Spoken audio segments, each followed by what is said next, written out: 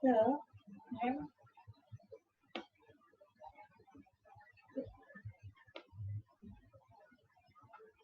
Assalamualaikum. Ya, di luar ini. Di luar.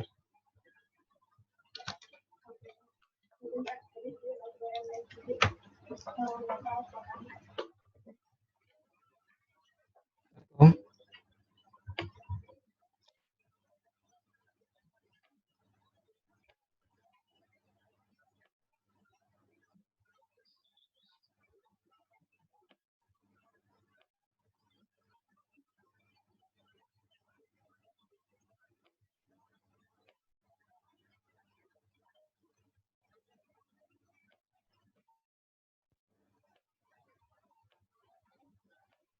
Tes.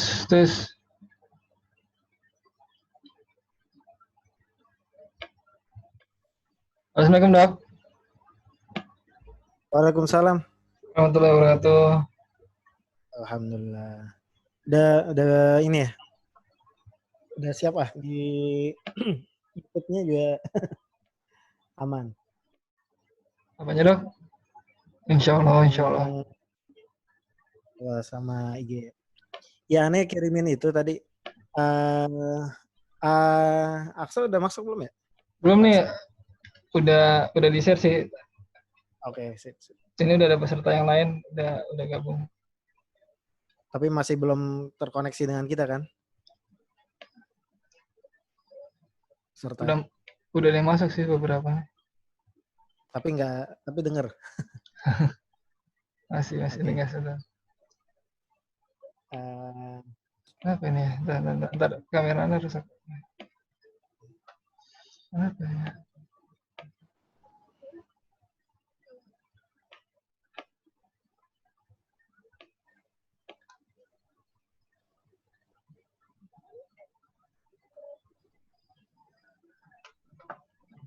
Display capture.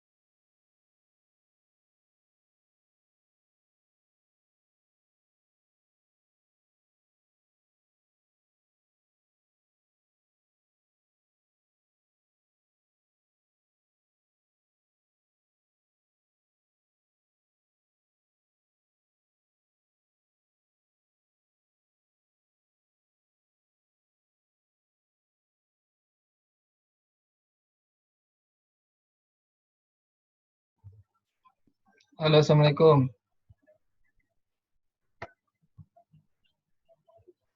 Waalaikumsalam. Mana bos? Alhamdulillah sehat.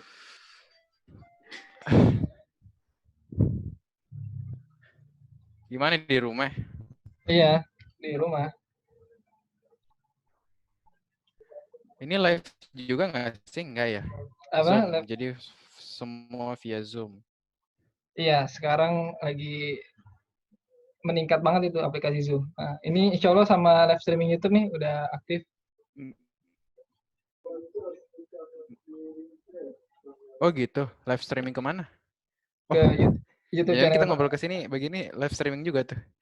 Iya, ini udah kayak ngobrol sama radio aja kita. Jadi podcast lah. Mantap. Sehat-sehat di sana. Oh gitu. Iya. Cut dulu atuh. Kan Oh, belum mulai. enggak, ini kan tes dulu. Enggak ya? Iya, wih. Dokter Ufo udah Udah masuk di dalam, udah masuk di gitu. dalam. Udah ada. Oke, nah ini Coba deh. Mau nyoba kalau misalnya kita kalau Gimana? bentuknya presenter view, slide-nya muncul nggak ya? Coba share layar, Dok. Ntar. Kalau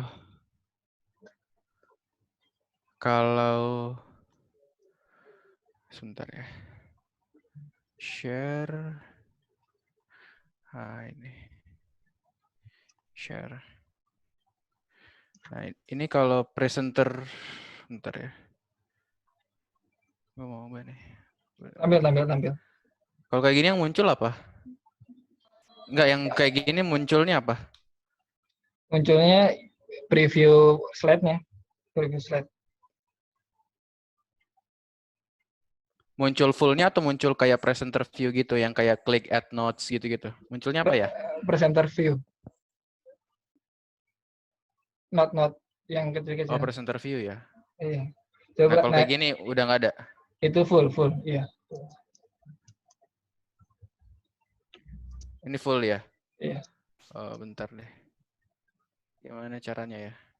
Mau tampilin gimana? Biar presenter view nggak mau tampilin apa namanya? Tampilin dua gitu loh. Bentar deh.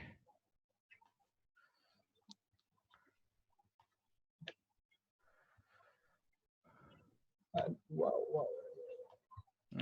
Game.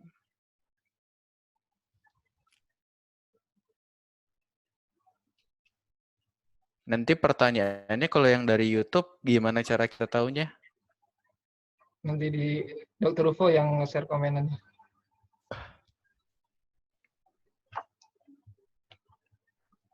Pertanyaan semua dari sini. Ada yang dari sini, ada yang udah tanya duluan tadi kan kita udah buka forum duluan tuh.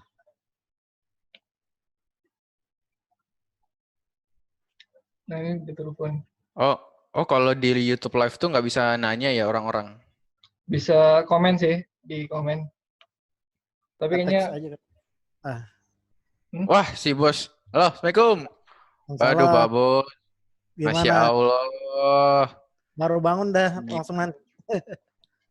Belum tidur ini, belum tidur. Takut ketiduran. Ini ya, lewatnya. Iya, ntar ketiduran lagi lewat. Dimarahin ntar kita sama bos. Bos besar yang lain.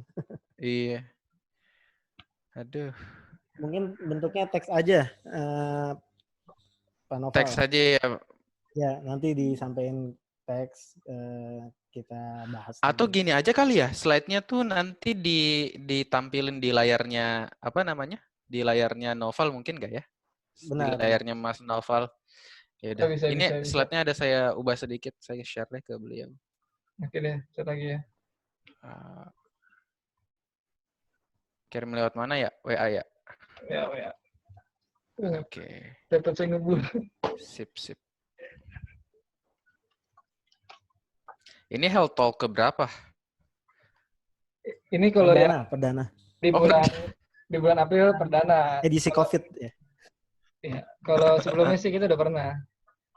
Ini biar spesial Lagi aja. rame ini sih, lagi Iya, lagi rame. Ya, suruh nanti di Suara bulan saya April jelas nggak ya? Saya takut ini nih, takut macet-macet. Mudah-mudahan jelas. jelaskan, Syah. Udah tak kirim tuh lagi yoi. Tak kirim lewat apa WA. Agak lama dikit.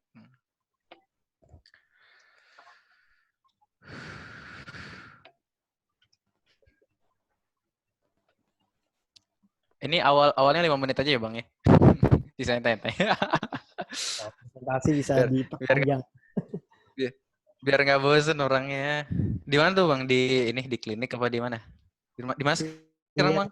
posisi sekarang di RC Oh ya, Arsi. Di Iya, mananya? Di mana? di FKG di fakultas Oh, ngajar. ngajar. Nah, Mantap, Masya Allah. Hebat, luar biasa. Kak Yarsi rawat nggak sih rumah sakit ODP PDP? Nggak. rawa ada yang pasien-pasien premium mungkin kali ya karena nggak Oh dibuka gitu. kemarin Oh, ada nggak dibuka ini ya? nggak dibuka untuk support sebelahnya aja hotel Grand Cepaka tuh dipakai Oh iya, sama iya, iya. medisnya. Oh, betul, betul, betul. Iya, Ada kopi gratis sama makanan tuh. boleh Oh, diimpor. itu Jakarta ngeri banget ininya apa distribusi persebarannya. Nah Apa itu dia. kayak udah sekota gitu loh apa? Udah nggak ini. Saya tuh dari kemarin nanya, kapan ya bisa bikin konklusi tuh sejakarta ODP kan kayak soalnya Mhm. kayak coba deh itu udah lalu lalang orang-orang tuh nggak jelas kan dia Ya, ODP dia PDP kasihan juga. bahasanya terlalu Aduh, rileks kali mungkin ya, terlalu santai, kenapa? terlalu Oh santai di masyarakat. awalnya. Iya, di awalnya. Sekarang juga kelihatannya Heeh. preferensi pencegahannya juga ya mulai teredukasi sih. Pakai masker Oh, gitu kan. oke, siap. Nanti kita coba Konteksnya sih nanti kita bahas juga konteks ininya. Tapi memang kenapa kok ini ber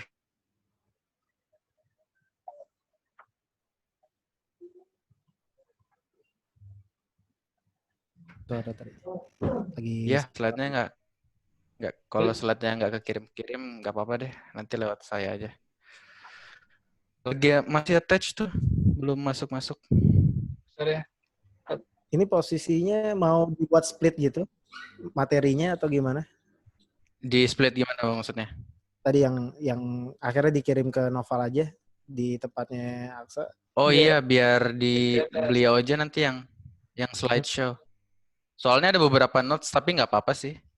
Soalnya kalau screen share di saya ntar saya nggak lihat ini lagi. Nggak apa-apa sih.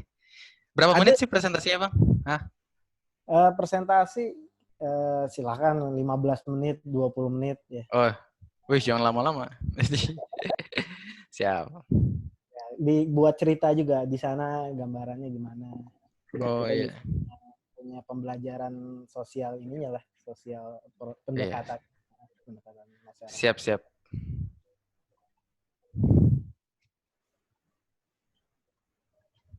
Konteks sih sebenarnya yang agak sulit. Sama ini yang menarik sebenarnya memang mungkin ya ini cuma asumsi saya, tapi leadership yang ada sekarang itu leadership yang kurang merasa perihnya dapat SARS waktu 2003 sebetulnya. Karena tidak pernah Jadi merasakan ya. iya nggak mungkin memimpin tapi di sektor lain mungkin ya pada waktu itu. Karena kalau ngelihat cerita-cerita negara lain itu yang responnya memang sangat cepat itu yang masih ingat banget dulu waktu SARS itu seperti apa. boleh gitu. Jadi udah masuk belum ya? Pengalaman buruk itu yang jadi apa namanya? Jadi respon feedback supaya kita lebih prepare. Ya enggak apa-apa. Kalau enggak terkirim lewat saya aja enggak apa-apa. Banyak yang ganti, Dok. Enggak, cuma lebih bikin terstruktur jadi lebih mudah orang-orang bacanya nanti. Itu kan kayak terlalu penuh rasanya. Atau kirim Telegram? Sama aja. Apa internet ya? Enggak, ini kayaknya internet. Mohon maaf ya, ini soalnya belum dibayar apa gimana sih internet rumahnya? Anak-anak. Tapi nggak. 39 mega file aslinya sebenarnya. Mungkin itu nggak ada apa-apa nanti dari sini aja. 2 provinsi yang belum cuma NTT sama Gorontalo ya kita ya. Menit lagi.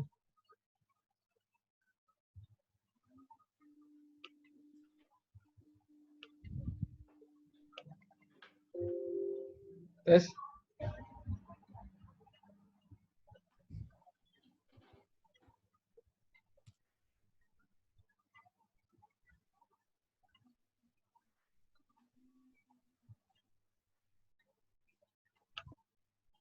Uh, 1.600. kalau ini kayaknya streaming YouTube masih belum nih internetnya yang kuat.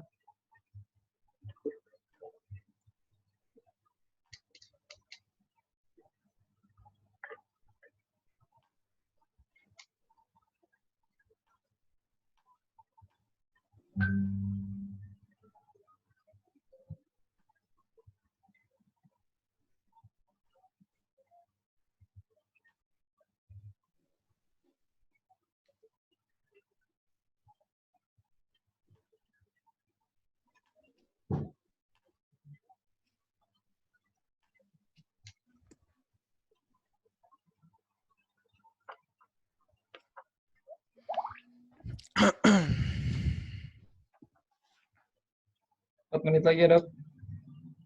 Siap. Oke. 39 mega lumayan ternyata. Kirim nggak? Masuk nggak? Baru masuk. Lagi download dulu. Ya, ini rencana mau Oke. streaming YouTube kayaknya masih belum bisa deh di sini. Jadi kita 2 channel.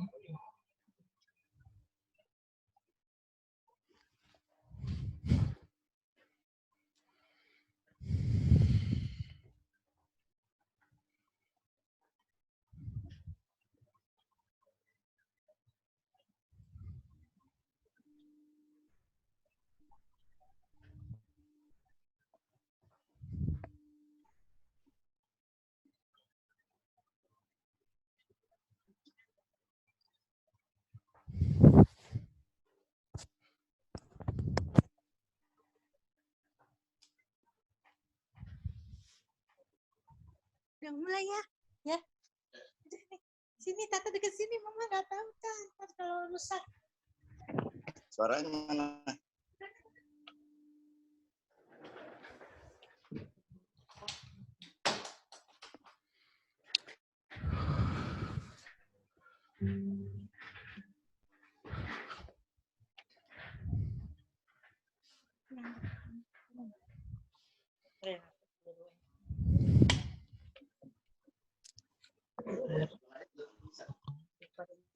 Mama aja kotanya dan sini Tata terus di sini. Pakai kerudung. Suaranya benar. Belum bicara. Oh, belum. Lagi.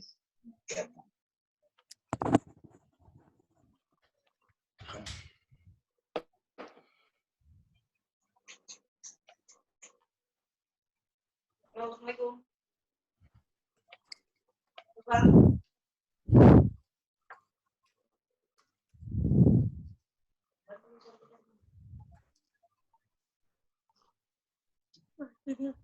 Sini kemana ya?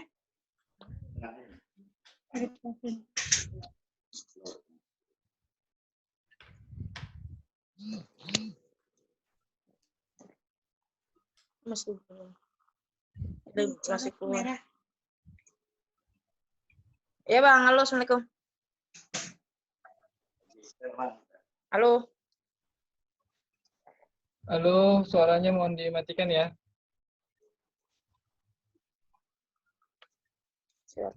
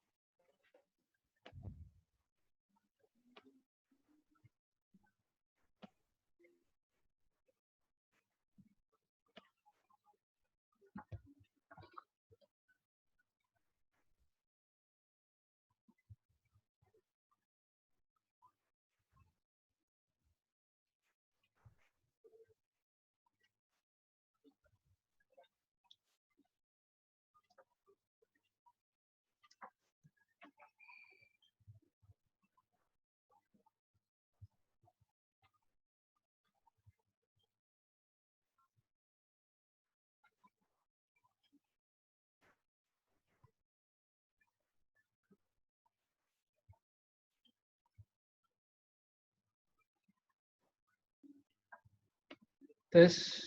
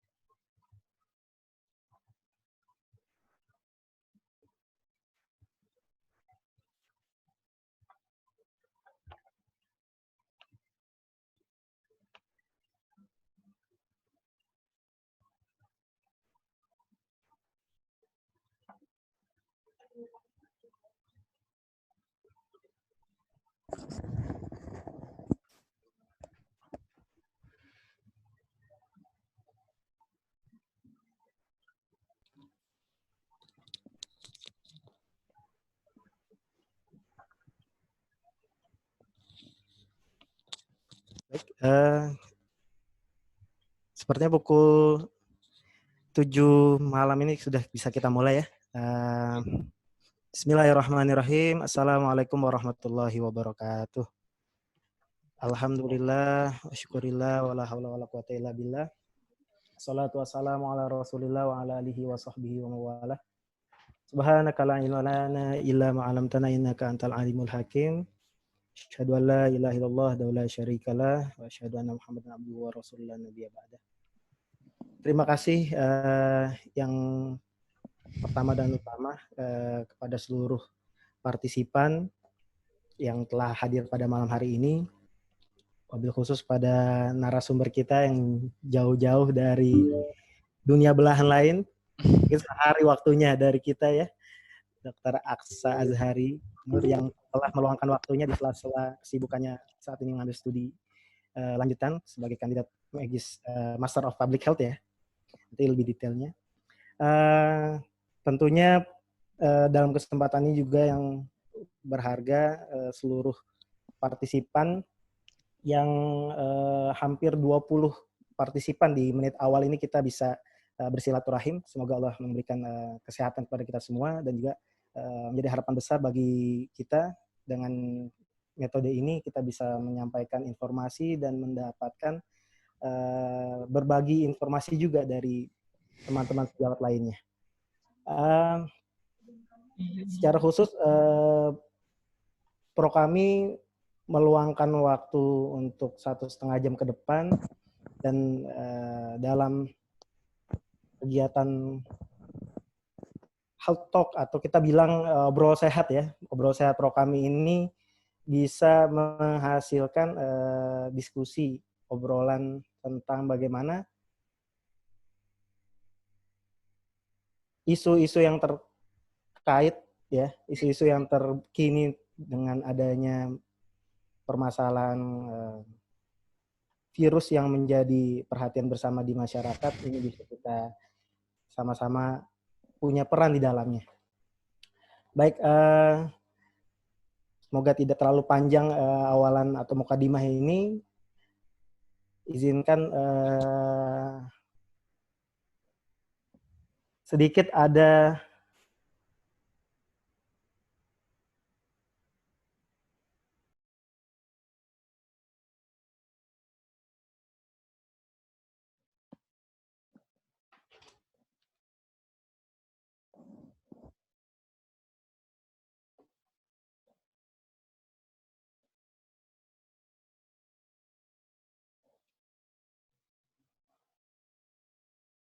Halo?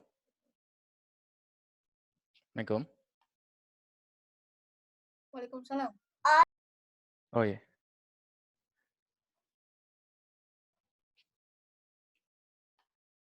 Dokter Ufo?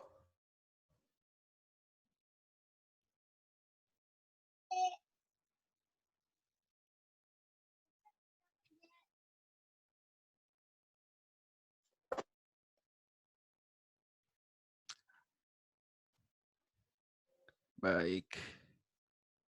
Anda mulai nih, Dok. Oh ya, halo. Oke, baik. Slide-nya bisa dibuka mungkin? Naufal? Bisa di-share?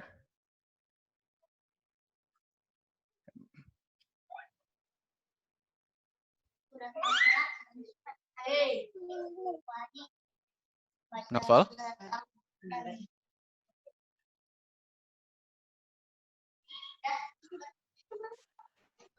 Sebentar, Dok. Ya.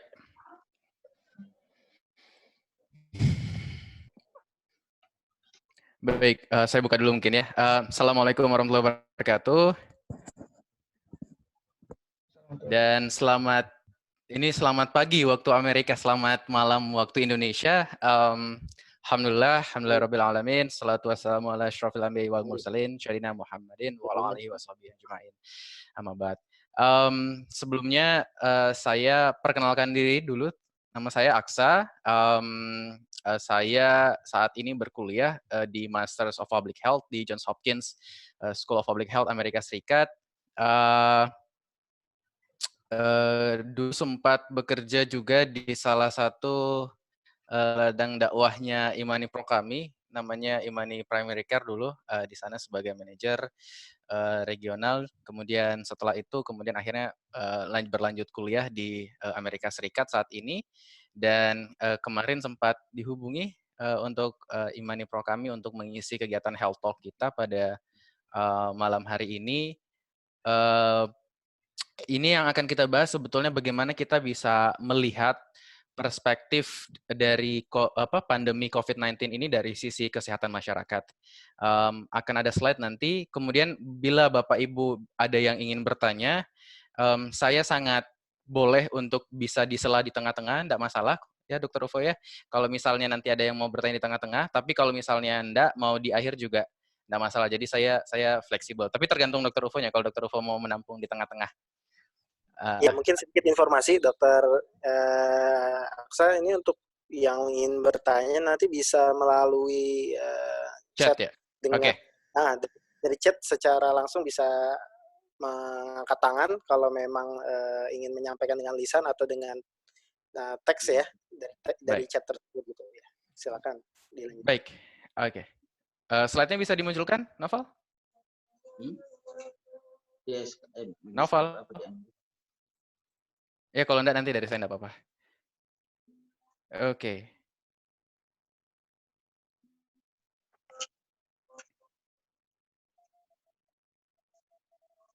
Ini slide yang terbaru kah atau yang itu kayaknya yang tadi yang sebelum terbaru. Enggak apa-apa dari sini. Halo? Coba kita ada yang terbaru ya? Enggak apa-apa. Ya, slide-nya dari sini. Itu sudah tadi yang via WA ada yang terbaru. Dari sini aja. Itu di stop share screen dari sana. Oke, baik.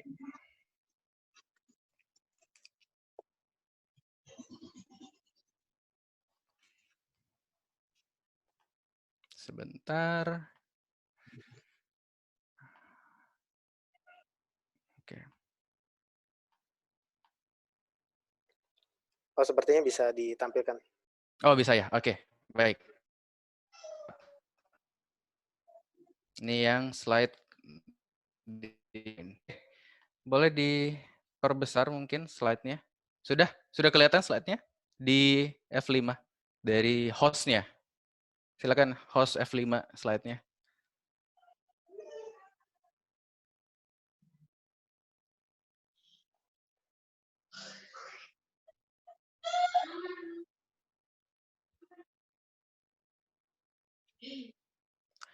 Baik, kita mulai mungkin slide next. Jadi perspektif pembahasan kita pada mungkin yang tidak host bisa mute atau host bisa bantu mute untuk peserta lain.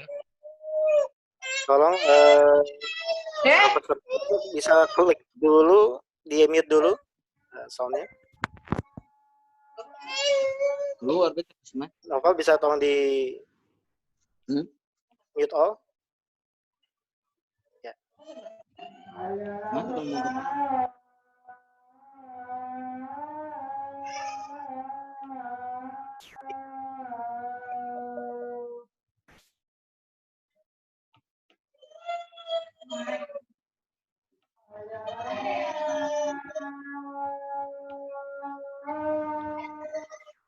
Udah dok, mulai dok.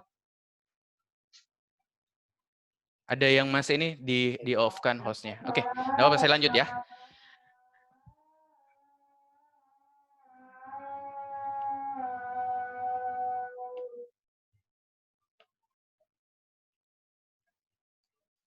Baik, slide berikutnya.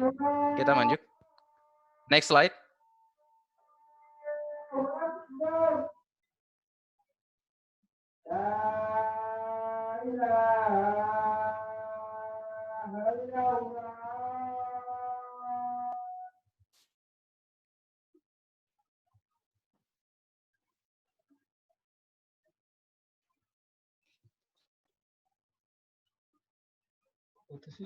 Oke, baik.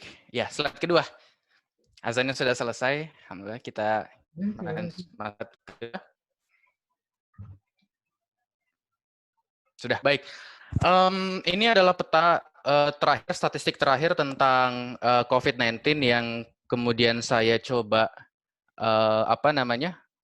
gambarkan untuk di status kemarin 31 Maret 2020. Total kasus sedunia pada saat ini ada tampak di layar Ibu di kiri, Bapak Ibu di kiri atas 846.000, menunjukkan seberapa luasnya infeksi ini sudah meluas di seluruh dunia. Kemudian sampai 31 Maret kemarin ada kurang lebih 41.000 jumlah orang yang meninggal karena COVID-19 ini atau COVID-19. Namun 4 kali lebih banyak dari penderita yang sudah sembuh, yakni kurang lebih 176.000 yang sudah menderita. Slide berikutnya.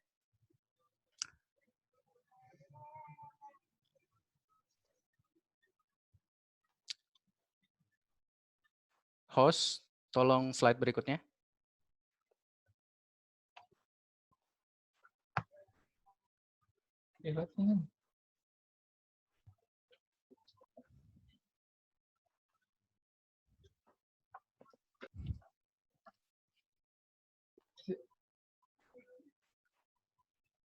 Oke, slide ketiga.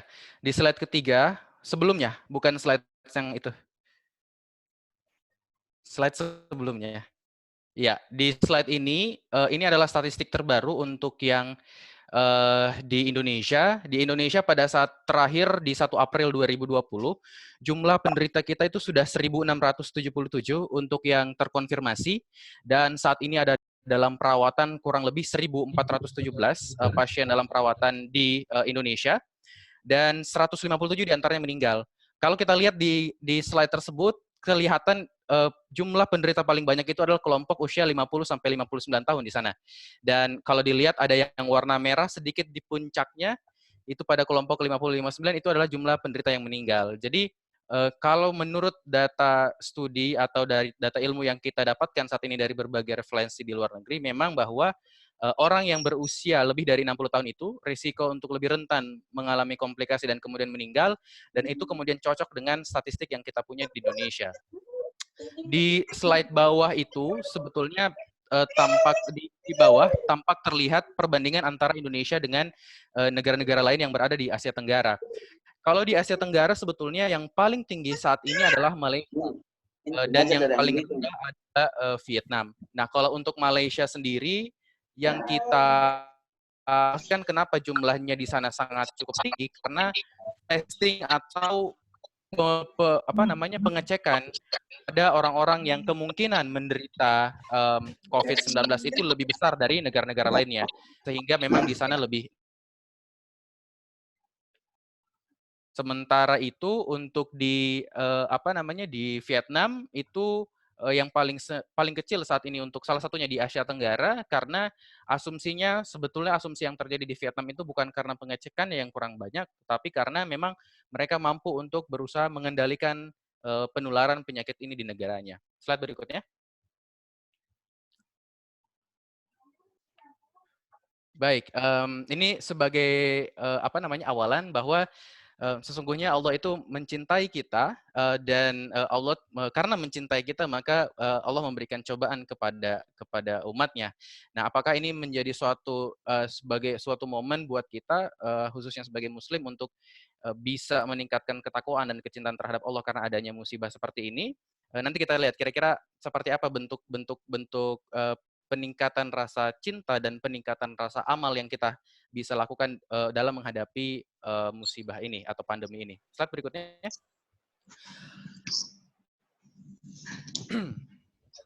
Next slide, please. Sorry.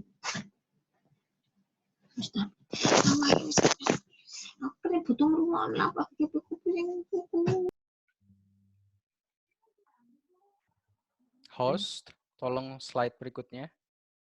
Sebelumnya. Slide kelima.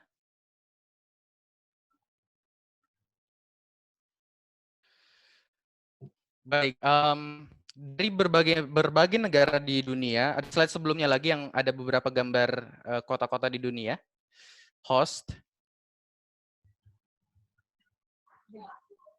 Dari berbagai kota di dunia, ada beberapa negara-negara sebetulnya yang sudah mampu untuk, jadi ketika kita misalnya menghadapi suatu wabah,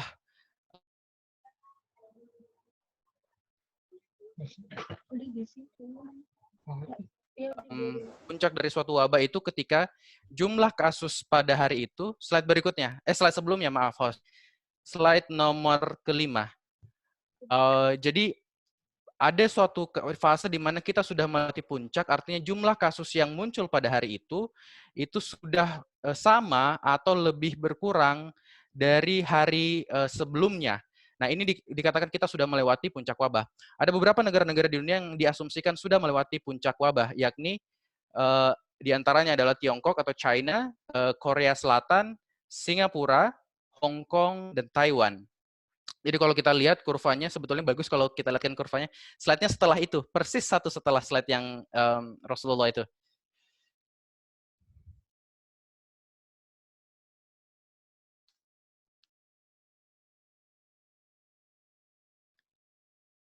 Baik. Ya, betul, tepat. Jadi kalau kita lihat pun di gambaran seperti ini, kiri atas itu adalah gambaran Tiongkok atau China.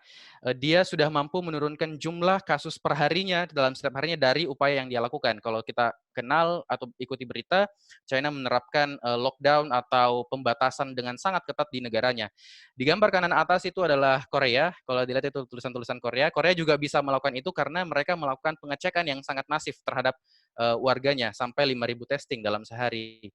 Kemudian kota-kota yang ada di bawah, Singapura, Hong Kong, dan Taiwan adalah kota-kota yang telah berhasil melakukan deteksi dini. Karena ketika misalnya ada satu kasus, karena kita tahu bahwa kasus ini bermulanya di China, dan kemudian orang kan berpindah dari satu negara ke negara lainnya. Nah, ketika misalnya kasus tersebut ditemukan secepat mungkin ada di Singapura, di Hong Kong, dan di Taiwan, sistem kesehatan yang ada di negara masing-masing itu sudah sangat siap untuk bisa melakukan pengecekan dengan sangat cepat. Ketika misalnya sudah ketemu orangnya si X, kemudian dilakukan tracing atau dilakukan penelusuran. Jadi X ini ketika misalnya masuk ke Singapura atau ke Hong Kong atau ke Taiwan, dia melalui ke tempat mana saja, berhubungan dengan orang siapa saja, dan kemudian orang yang berhubungan dengan si X kemudian dilakukan pengecekan. Dan setelah itu kemudian dilakukan isolasi atau karantina terhadap orang tersebut sehingga dia tidak menularkan ke orang lain. Nah, inilah contoh-contoh negara di Asia Tenggara yang mampu berhasil untuk mengendalikan pandemi ini sampai saat ini. Nah, apa yang membuat negara-negara ini berhasil? Slide berikutnya. Ada 5 hal yang membuat negara ini berhasil. Yang pertama adalah pengalaman dan sains. Kenapa kita mengatakan pengalaman? Jadi hampir semua negara-negara yang mampu mengontrol pandemi ini pada saat ini adalah negara-negara yang dulunya punya pengalaman buruk ketika ada outbreak SARS atau wabah SARS di tahun 2003. Jadi karena pengalaman tersebut, kemudian mereka menyiapkan sistem kesehatannya, mereka sudah bilang bahwa oh, nanti 10 tahun, 20 tahun yang lagi kemungkinan kita akan menghadapi suatu wabah. Sehingga kita harus menyiapkan fasilitas tes, kita harus menyiapkan lab yang cukup, dan kita harus menyiapkan sistem yang baik. Nah, itu yang mereka lakukan. Dan ketika misalnya ada suatu, misalnya ada orang yang dari luar negeri, dari suatu pusat wabah, contohlah misalnya dari China datang ke Singapura, bagaimana upaya Singapura untuk menutup border atau menutup perbatasan dari udara dan lautnya supaya tidak bertambah kasus-kasus yang dari luar untuk masuk ke negaranya. Jadi pertama adalah mereka mengandalkan pengalaman dan sains. Kedua, ada regulasi yang sangat kuat dan transparan, tepat dan terukur yang dilakukan oleh pemerintahnya. Di hampir semua negara yang telah berhasil mengendalikan atau mengontrol pandemi pada saat ini, mereka mempunyai langkah yang sangat cepat untuk bisa mengeluarkan regulasi yang sangat ketat, yang sangat ekstrim, semisalnya langsung menutup bandara, langsung menutup pintu darat, dan kemudian langsung melakukan pengecekan dengan cara cepat, dan dia terbuka transparan kepada warganya. Artinya apa? Ketika misalnya, contohlah kita bilang, ada satu orang datang di Bandara Soekarno-Hatta, kemudian dia berjalan menuju ke Gambir naik kereta. Ketika naik bus misalnya di Gambir, kemudian dia mengunjungi restoran X. Di salah satu negara itu kemudian di-blast, informasi tersebut di-blast ke semua warganya dan mengatakan siapa saja warga yang kemudian datang dari Soekarno-Hatta, yang kemudian ke Gambir, dan kemudian ke daerah tempat-tempat makan yang dikunjungi pada tanggal sekian, maka harap melakukan pengecekan. Nah, itu yang dilakukan oleh negara-negara dengan regulasi yang sangat cepat. Melibatkan multidisiplin, jadi tidak hanya ilmu kesehatan di sana, dan pada dasarnya mereka punya sistem kesehatan yang sangat baik. Kalau kita lihat misalnya di Singapura, di Taiwan, di Hong Kong, mereka punya tenaga kesehatan yang cukup, lab yang cukup, fasilitas pengecekan yang lab test sangat cukup. Apalagi misalnya kalau kita lihat di South Korea, Korea Selatan bisa sampai 5.000 orang yang dites sehari, sementara Indonesia mungkin kalau saya tidak salah, sampel yang baru mau dicek, yang dicek itu sudah sekitar 6.000, sudah 20 hari ini, sementara kalau untuk Korea hitungannya untuk satu hari itu 15.000. Dan yang terakhir adalah adanya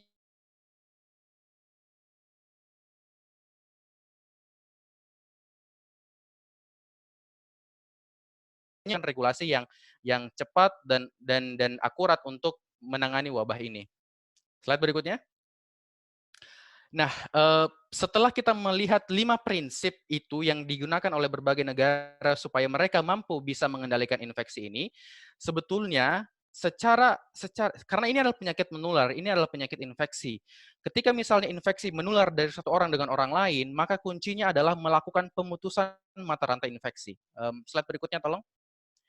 Pemutusan mata rantai infeksi dilakukan dengan intervensi dini dan cepat, serta terintegrasi. Nah, bagaimana melakukan pemutusan mata rantai? Kalau kita lihat di sebelah kiri ada kotak-kotak beberapa.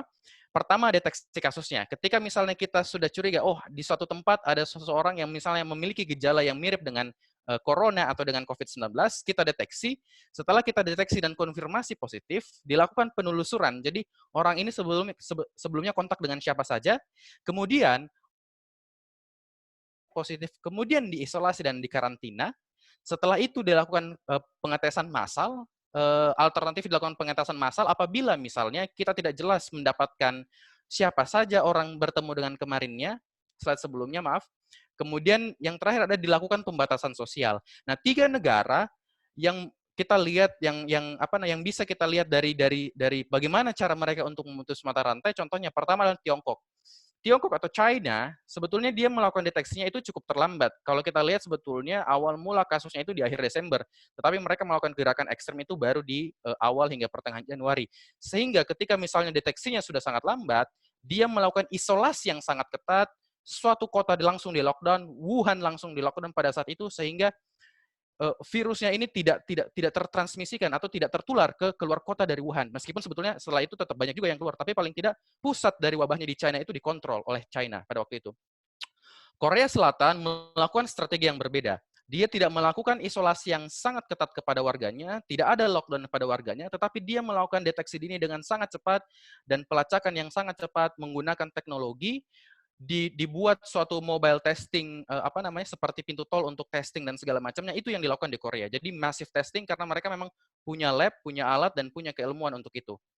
Italia terlambat mendeteksi, terlambat mengisolasi, terlambat menerapkan jaga jarak, dan akhirnya sekarang kasusnya sangat banyak. Terakhir kalau saya tidak salah, mungkin mohon maaf, mungkin nanti bisa dikoreksi, ada sekitar 60.000. Jadi dan sekarang dan sistem kesehatannya di sana hampir kolaps. Slide berikutnya. Nah, kalau kita dilihat di slide berikutnya, nanti akan muncul ada 3 sebetulnya gambaran kota yang berada di Asia, yang sebetulnya gambaran karakteristik pusat kota utamanya itu mirip dengan Jakarta. Host, tolong slide berikutnya. Yang pertama adalah Singapura. Ketiga kota Singapura, yang kedua adalah Hong Kong, Singapura, Taiwan, seperti yang saya katakan di awal tadi, adalah negara-negara yang punya pengalaman sangat buruk ketika misalnya menghadapi outbreak SARS 17 tahun yang lalu.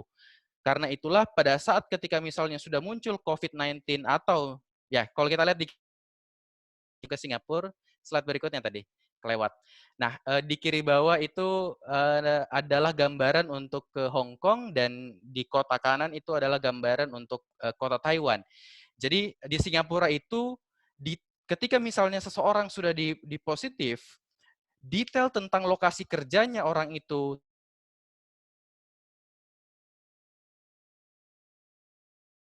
dapat sadar diri, oh saya kemarin sempat berkunjung ke orang yang sempat positif itu, sehingga saya pun harus memeriksakan dirinya. Nah, itu yang dilakukan dengan di Singapura, dan mereka menerapkan untuk kasus-kasus yang positif, mereka menerapkan isolasi dan karantina selama 14 hari sehingga orang itu tidak menularkan ke yang lainnya. Berikutnya di Hong Kong, slide berikutnya, jauh sebelumnya. Baik, di Hong Kong itu semua orang memakai masker. Jadi memang ini perdebatan di masker itu cukup banyak. Jadi di kiri bawah itu adalah kota Hong Kong. Di kota Hong Kong itu kesadaran rakyatnya itu sangat tinggi, dan memang jumlah masker di sana dianggap memadai untuk bisa semua orang memakai masker, dan juga mereka dari awal menerapkan yang namanya masker kain. Semua orang memakai masker, dan dengan cara strategi seperti ini penularan antara satu orang dengan orang lain itu bisa diturunkan. PNS kemudian dikerjakan di rumah, sekolah ditutup dan segala macam, itu yang dilakukan di Hong Kong. Nah, di kota yang sebelah kanan adalah Taiwan. Di Taiwan ini ada suatu kejadian ketika ada yang namanya, kalau kita ingat pemberitaan beberapa minggu terakhir, ada Diamond Princess. Diamond Princess ini dia sempat merapat ke Taiwan, turisnya sempat keluar, dan kemudian ternyata berikutnya penumpang dari Diamond Princess ini kemudian dites positif, dan kemudian pemerintahnya langsung aware. Dia cek, dia telusuri semua kasus turis ini sempat mengunjungi kemana selama di Taiwan, dan kemudian dia blast ke warganya supaya warganya tahu apabila mereka pernah mengunjungi tempat yang dikunjungi oleh turis dari Taiwan tersebut, maka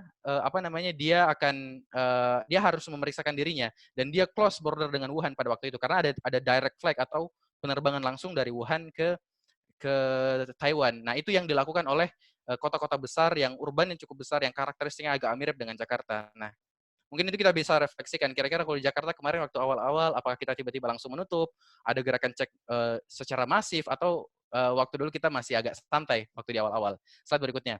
Nah, tetapi memang mungkin kita tidak bisa membandingkan Jakarta atau Indonesia secara langsung dengan kota-kota tersebut, karena memang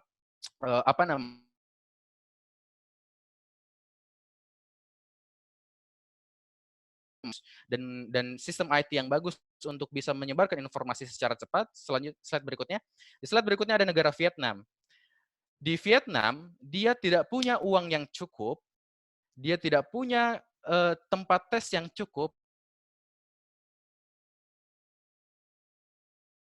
pemerintahnya mampu mengatakan kepada warganya, oke, kita harus menutup border dengan China, kita harus, ibu kotanya namanya adalah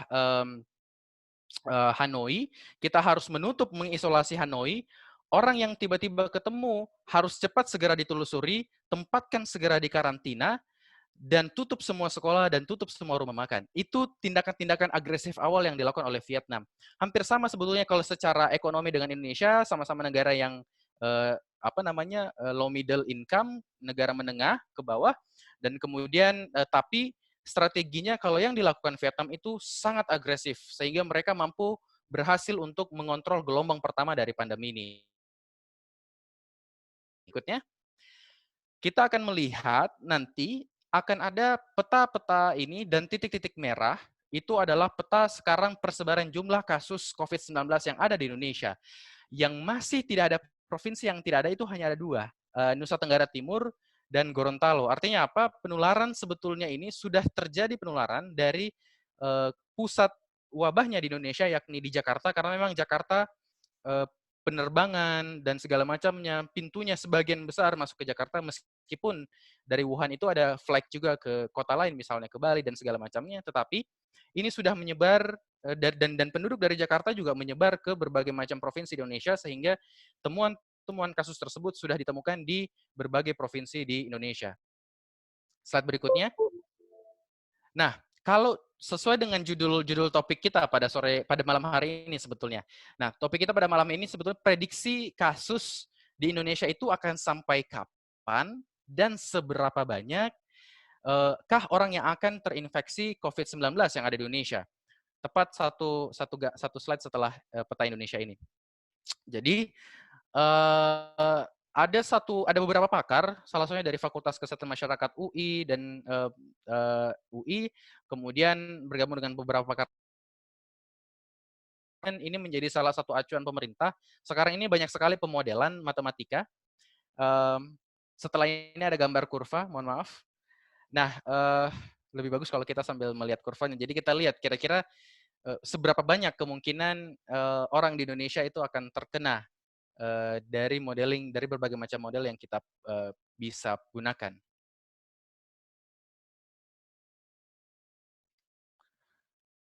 Baik, nah jika Indonesia, ini adalah salah satu yang dipakai, jika kita tidak punya intervensi, satu sebelum itu, jika kita tidak punya suatu intervensi yang cukup kuat, maka diprediksikan setelah 2 bulan dari awal infeksi, dari kasus pertama kita deteksi, jumlah orang yang akan menderita COVID-19 di Indonesia itu mencapai 2,5 juta.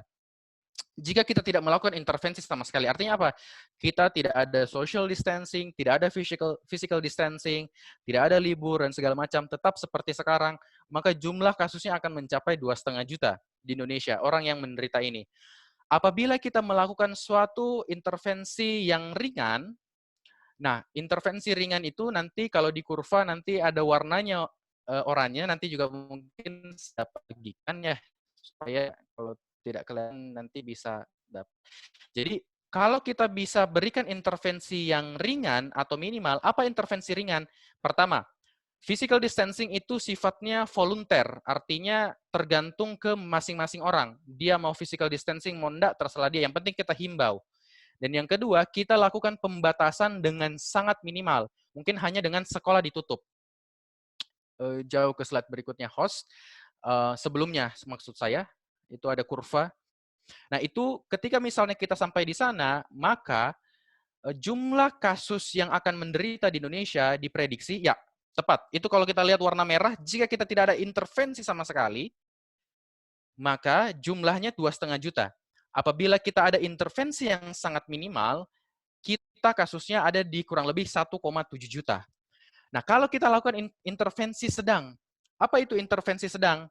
Jadi, physical distancing itu kita himbau dengan lebih ketat, pembatasan sosial himbau dengan lebih ketat, dan hampir semua fasilitas itu kita tutup, itu kita mendapat kurva hijau. Nah, kurva hijau ini, kemungkinan orang yang menderita itu 1,3 juta orang di Indonesia.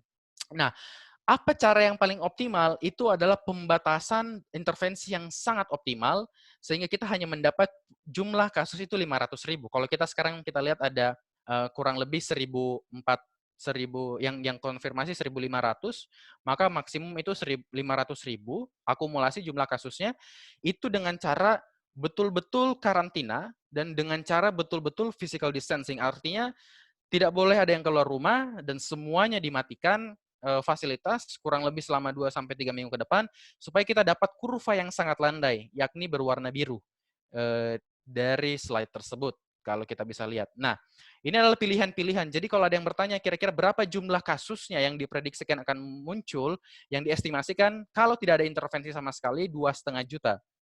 Nah, apabila ada intervensi yang sangat kuat, itu hanya sampai 500.000. Tetapi ini melihat lagi berdasarkan jumlah kapasitas kita bisa melakukan pengecekan. Contoh, kalau misalnya kita hanya bisa cek sehari 1.000, ya berarti mungkin kita tidak akan sampai angka 2,5 juta itu karena kita tidak ketahuan gitu loh. Karena memang tidak cukup alat pengecekan kita untuk mengecek sampai ke sana. Biasanya orang bilang kita prediksi, oh Indonesia akan ada 2,5 juta kasus, kayaknya mungkin kita hanya bisa mendeteksi sampai 250.000 kasus dengan optimal. Itu kalau kita tidak ada apa-apa. Nah, ini adalah prediksi kemungkinan kalau misal ini salah satu model yang cukup baik kalau misalnya kita tidak ada intervensi sama sekali atau kita ada intervensi yang sangat kuat di tingkat masyarakat. Slide berikutnya. Nah, apa sih yang mempengaruhi kita itu kenapa sulit sekali Indonesia bisa melakukan intervensi di level kebijakan, di level sosial masyarakat? Karena kita lihat sekarang di tenaga medis kan banyak sekali kampanye social distancing dan segala macam. Sudah ada yang meninggal, yang wafat di garda pelayanan segala macam. Yang pertama, apa yang membuat ini sangat sulit dikontrol di Indonesia? Jumlah penduduk Indonesia sangat banyak, 260 juta orang. Sehingga itu sangat mudah penularan, semakin banyak jumlah populasi di suatu negara, dan apabila itu tidak dikontrol dengan baik, maka akan semakin mudah penularan itu dari satu orang ke orang lain. Slide berikutnya. Konteks yang kedua yang perlu kita pahami saat ini, yang sama-sama adalah, selain jumlah penduduk, urbanisasi. Kalau kita klik satu kali, akan muncul gambar kota. Jadi 52,9% orang di Indonesia itu tinggal di kota-kota besar. Nah, kita tahu karakteristik kota besar itu adalah karakteristik daerah yang padat penduduknya. Mungkin nggak usah di F5 kali ya, jadi lebih mudah ininya. Lebih mudah navigasinya antara satu slide ke slide lainnya.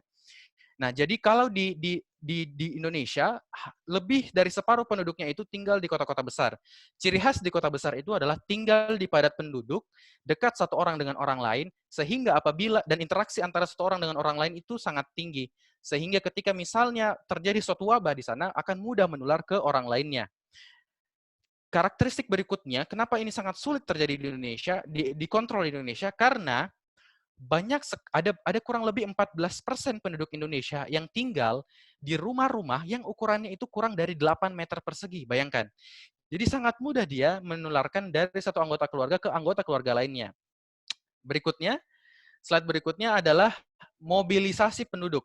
Di Indonesia itu 28% dari orang itu ada berpindah dari satu tempat ke tempat lainnya. Jadi travel atau mobilisasinya di antar penduduk itu satu sama lain itu sangat tinggi. Karena faktor ekonomi dan segala macam, tempat tinggal, antar tempat kerja dan segala macamnya. Nah, konteks berikutnya ini menarik adalah kalau kita slide satu kali ke bawah sedikit adalah gambar cuci tangan sebetulnya. Nah, menurut survei riset kesehatan dasar, survei dari Kementerian Kesehatan, hanya 50% orang di Indonesia yang cuci tangannya baik. Artinya apa? Bayangkan, di Indonesia jumlah penduduknya sangat banyak, mereka hidup berdekatan satu sama lain, mobilitasnya sangat mudah dari satu tempat ke tempat lain, dan higienitasnya masih kurang. Nah, ini yang membedakan dengan misalnya Hong Kong. Misalnya Singapura. Di Singapura, etika batuknya, kalau misalnya ada orang batuk, itu harus ditutup tisu, harus dengan menggunakan tisu dan segala macam itu sampai sebegitunya. Jadi kalau di Singapura, kalau kita ada di keramaian, kemudian batuk atau bersin dengan kemudian sembarangan, itu mungkin orang lain melihatnya tidak cukup melihatnya dengan tidak enak. Tapi kalau di Indonesia ini yang kita hygiene kita itu masih belum optimal. Jadi masih 50% misalnya untuk cuci tangan. Nah, sementara salah satu jenis pencegahan yang sangat baik terhadap pandemi ini adalah cuci tangan. Nah, ini yang membuat kita sangat sulit mengontrol di Indonesia. Slide berikutnya. Nah, apabila ada yang ingin menanyakan, kenapa sih Indonesia ini sulit sekali lockdown? Kenapa Indonesia ini pemerintah sulit sekali menerapkan kebijakan yang sangat agresif? Mungkin pertama, selain memang pengalaman menghadapi pandemi sebelumnya dan mungkin kesiapan sistem kesehatan kita, ada faktor-faktor sosial, konteks sosial yang perlu kita perhatikan bersama-sama. Kalau kita masuk ke slide berikutnya, pertama adalah, nah itu, APBN-nya terbatas. Yang kedua, ada banyak sekali alasan kenapa orang-orang itu keluar rumah. Ini saya kutip dari salah satu Instagram orang, adalah banyak dari penduduk kita itu yang bekerja di sektor informal. Jadi, orang yang pedagang di jalan, kemudian buruh pabrik yang misalnya pendapatannya UMR atau misalnya nyaris sedikit di bawah UMR, supir angkutan dan segala macamnya, itu sektor-sektor informal. Ketika misalnya kita terjadi pembatasan sosial dengan sangat ketat, misalnya di pusat wabah yakni di Jakarta, maka orang-orang seperti ini yang misalnya berada di rentang garis kemiskinan itu akan jatuh masuk ke jurang kemiskinan. Nah, ini menjadi suatu yang sulit ketika misalnya kita memang harus betul-betul, karena ketika misalnya kita terapkan karantina di suatu wilayah, tidak boleh ada yang keluar rumah, maka pekerja-pekerja informal inilah yang akan terdampak sangat besar di Indonesia. Slide berikutnya.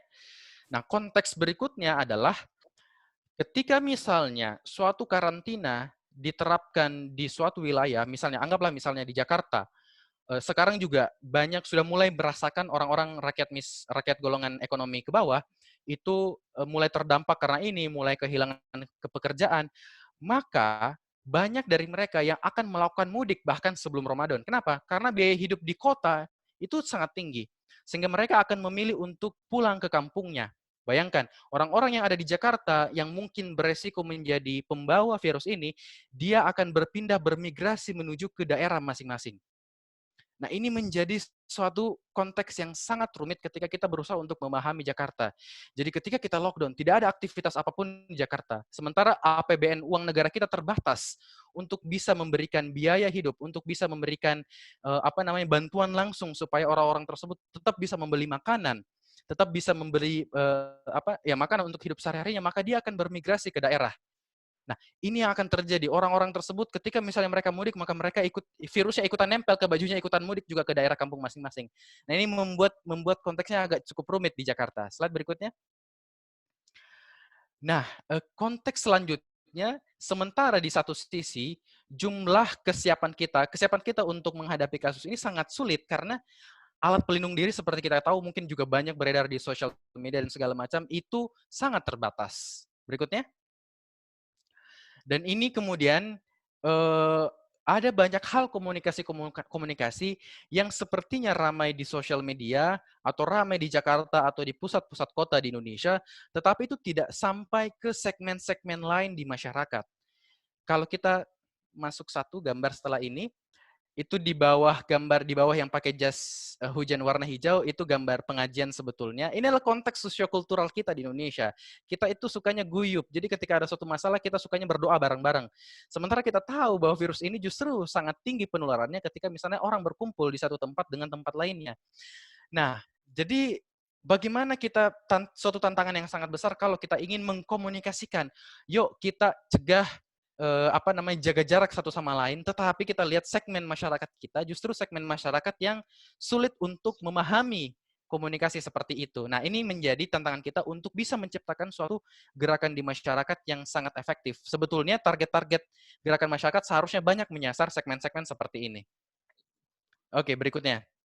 Nah, kalau kita lihat di slide berikutnya bahwa pemerintah domainnya adalah membuat regulasi dan kebijakan, menguatkan sistem, maka apa peran kita di masyarakat? Nah, pertanyaan kedua sebetulnya dari sharing hari ini, kalau yang pertama tadi kita bahas bagaimana prediksi Indonesia, yang kedua adalah bagaimana gerakan bareng-barengnya atau gerakan bersama-samanya. Nah, peran sipil dengan kondisi seperti ini mungkin pertama, ketika misalnya kita menutup mata, ya sudah pemerintah terserah mau melakukan seperti apa, semoga mereka melakukan yang terbaik, maka di sini yang dituntut adalah apa peran serta sipil atau peran serta gerakan masyarakat yang dibutuhkan untuk membantu mengatasi pandemi ini.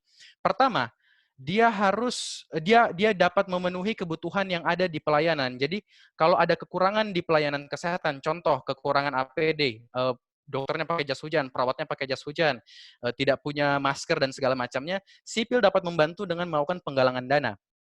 Yang kedua, konteks sosial ekonomi. Ketika misalnya bantuan langsung tunai atau misalnya pemberian bantuan ekonomi terhadap masyarakat yang ekonomi kurang dilakukan oleh pemerintah, maka sipil dapat membantu, masyarakat dapat membantu dengan secara guyup bergotong royong untuk bisa mencarikan sedekah misalnya, zakat misalnya kepada masyarakat ini. Dan yang terakhir adalah masuk lebih tajam ke penanganan pandemi. Artinya apa? Inti dari penanganan pandemi seperti yang tadi di awal saya sampaikan adalah memutuskan mata rantai, menjaga jarak satu sama lain, meningkatkan hygiene, cuci tangan dan segala macamnya, kemudian mengetahui gejalanya dan segala macamnya. Ini yang komunikasi seperti ini, konten seperti ini yang seharusnya betul-betul bisa tersampaikan dengan optimal ke masyarakat. Nah, kira-kira begitu. Kalau kita masuk slide berikutnya, ini menarik karena 2 minggu terakhir di Indonesia, gerakan sipil, gerakan masyarakat itu muncul. Kalau kita masuk, ada beberapa foto-foto nanti di slide berikutnya, people power atau misalnya influencer sudah mulai muncul di Indonesia. Host, jadi ada gerakan stay at home, ada gerakan ketika tenaga medis itu bantu foto-foto masyarakat di rumah, atau misalnya biarkan kami yang ada di fasilitas kesehatan, maka gerakan-gerakan sosial masyarakat itu yang kemudian muncul di tengah-tengah masyarakat kita. Kemudian misalnya influencer-influencer Indonesia sudah mulai turun, menggalakkan dana donasi, beberapa artis masuk, kemudian mengeluarkan mengajak masyarakat untuk sama-sama donasi. Satu slide sebelumnya, sama-sama donasi, kemudian mengumpulkan sampai sekian miliar, dan itu nanti disalurkan untuk pembelian alat pelindung diri dan kemudian disebarkan ke masyarakat. Kalau kita lihat akhir pekan lalu ada konser Mata Najwa, mungkin itu menjadi salah satu upaya gerakan masyarakat, dan kemudian ada juga yang membuat penyemprotan desinfektan dan segala macam. Ini adalah gerakan-gerakan yang dilakukan oleh masyarakat yang terbangun dari kesadaran diri masyarakat, mungkin karena di satu sisi gemas melihat kok kurang agresifnya penanganan dari sistem, dari pemerintahan dan segala macam, tetapi sisi positif yang kita lihat adalah pemerintah bekerja, masyarakat sipil pun bekerja, jadi mudah-mudahan dengan cara ini kita dapat mengontrol pandemi ini secara lebih baik. Nah, di mana peran kita? Ini yang paling penting. Berikutnya. Nah, ini sangat penting. Ini menurut saya banyak gerakan masyarakat kita 2 minggu terakhir itu begitu besarnya melihat menangkap fenomena yang terjadi di pelayanan, yakni tenaga medis kurang alat pelindung diri. Jadi ketika misalnya kita berusaha mengatakan bagaimana kita bergerak bersama-sama, kita sebagai orang yang paham terhadap masalahnya, atau misalnya kita tahu dengan masalahnya ini, harus masuk ke 3 fase tahu, mau, dan mampu. Dengan melihat konteks masyarakat kita yang sangat beragam. Artinya apa? Kalau kita tahu harusnya masyarakat itu tahu hygiene, kita belum tahu hygiene, belum tahu cuci tangan, maka kita memberikan tahu, kemudian membuat dia mau, dan membuat dia mampu. Nah, kita ambil contoh misalnya alat pelindung diri ini. Masyarakat tahu bahwa ketika misalnya melihat fenomena bahwa banyak alat pelindung diri sangat kurang di rumah sakit, maka bagaimana penggerak dan influencer mengajak masyarakat untuk tahu bahwa, hey, lihat di sana banyak dokter yang kekurangan, banyak perawat yang kekurangan alat pelindung diri, ayo kita sama-sama donasi. Mau enggak kalian? Masyarakat kemudian mampu enggak kalian untuk menyisihkan sedikit dari mampu menyisihkan sedikit dari pendapatan untuk kita bisa donasi sama-sama. Nah, ini adalah konteks gerakan masyarakat yang terbentuk dari tahu, mau, dan mampu, kemudian melahirkan sekian puluh miliar dan kemudian membeli alat pelindung diri dan dibagikan ke masyarakat, ke para tenaga medis yang ada di garda terdepan. Nah, berikutnya apa bentuk-bentuk gerakan masyarakat lain yang dapat kita lakukan bersama-sama di sini dalam konteks kita hidup bersama-sama? Slide berikutnya adalah pencegahan penularan. Jadi kalau kita lihat sebetulnya beberapa beberapa beberapa hari belakangan ini, itu ada upaya untuk bisa menggunakan masker secara masif. Nah, ini dapat menjadi suatu contoh karena melihat mungkin dari Hong Kong dan melihat negara lain seperti Ceko. Nah, ini bisa dibangun di masyarakat. Bagaimana kita memberitahu kepada masyarakat bahwa masker itu penting dan mau mengajak mereka untuk membuat masker sendiri misalnya karena ada gerakan masker kain beberapa hari kebelakangan ini dan membuat mereka mampu. Artinya apa? Kita beritahu ke masyarakat cara membuat masker di rumah seperti ini efektivitasnya meskipun tidak lebih baik dari masker yang umum ada di apa namanya masker bedah segala macamnya, tetapi itu bisa mampu tetap memberikan efek perlindungan terhadap orang-orang. Nah, slide. Mungkin ini saya satu slide terakhir sebelum kita nanti masuk ke apa namanya sesi tanya jawab apabila Bapak Ibu ada yang bertanya. Mungkin masuk ke berikutnya. Saya ingin masuk ke fase RT RW sebetulnya. Setelah ini ada, tolong slide berikutnya host. Ada yang RT RW.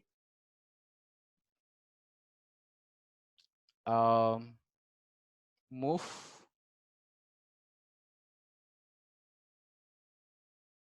Setelah satu slide setelah ini, tolong. Jadi gerakan masyarakat karena ini, kita kadang-kadang melihat bahwa kampanye di sosial media itu cukup. Tetapi kalau kita melihat segmen masyarakat kita, sebetulnya banyak juga yang tepat yang ini.